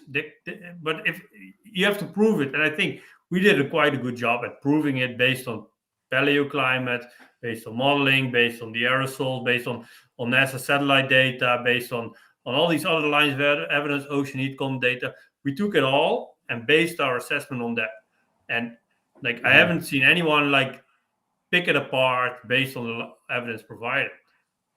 By the way, I realize one thing we should do is we should have more Ask Me Anything kind of sessions, because we're adding a long discussion that Leon and I had on top of now lots of good questions, and now we're over 2 hours. So I think we should just do like one more question and then call it a wrap. Oh and my then gosh! How am I supposed to pick? All right. Well, we'll schedule an Ask Me Anything where we do nothing but go with user comments. All right. You have to give me two, because they should be easy. All right. They should be easy for you, and they're kind of fun. So the one is from from Brittany. What I don't get with this albedo thing, because I almost think I can answer this. As the water vapor content in the atmosphere goes up, shouldn't there be more clouds, thus raising the albedo? The water vapor content increases, which also means there's more evaporation, because a cloud is condensated water.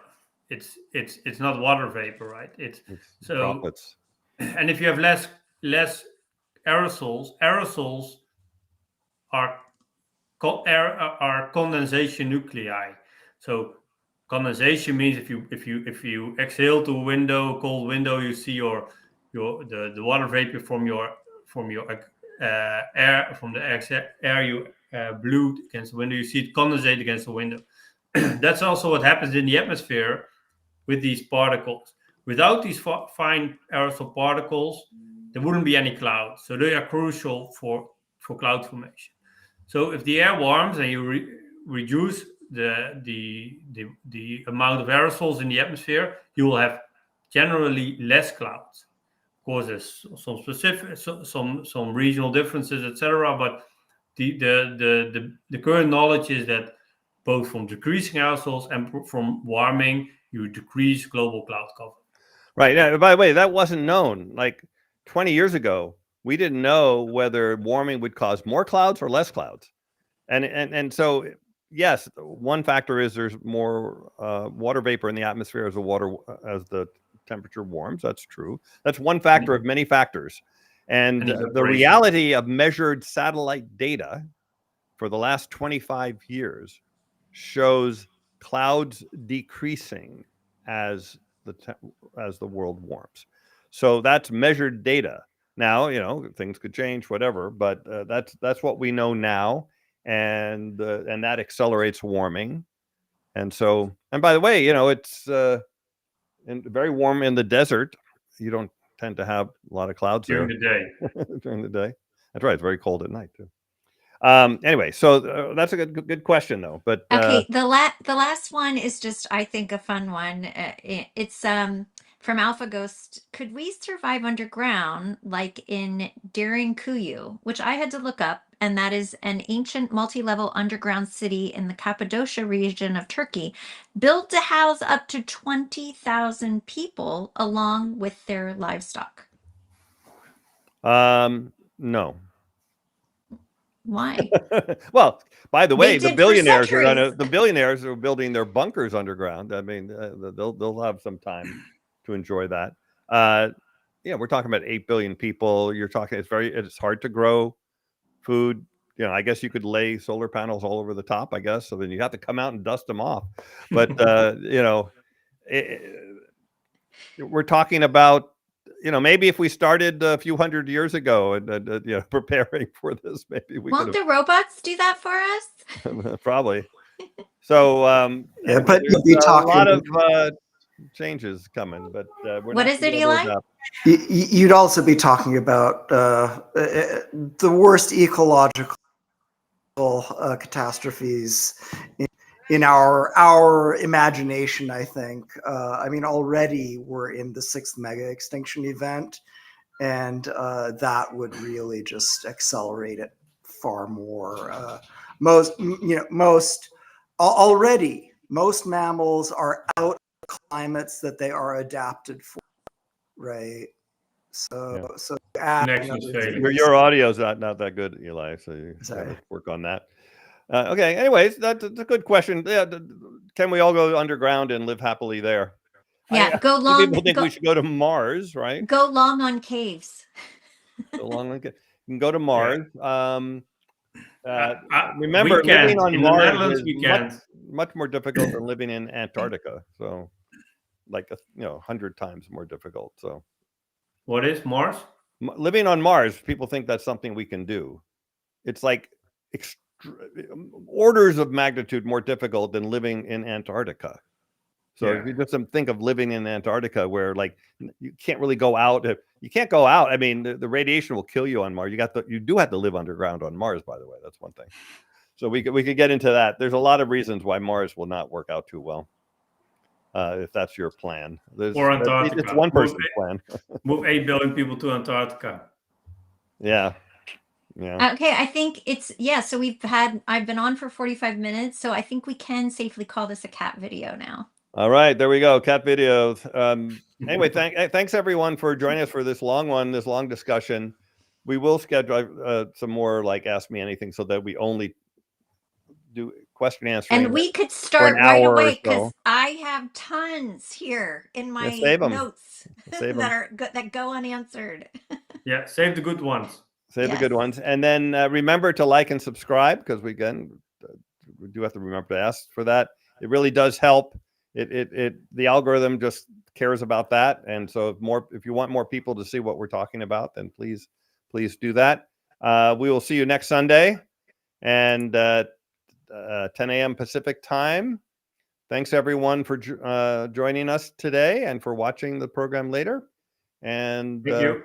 We'll see you next time. Thanks, Leon. Thanks, Stacy. Thanks, Eli. Bye, everybody. See you guys next time. Bye.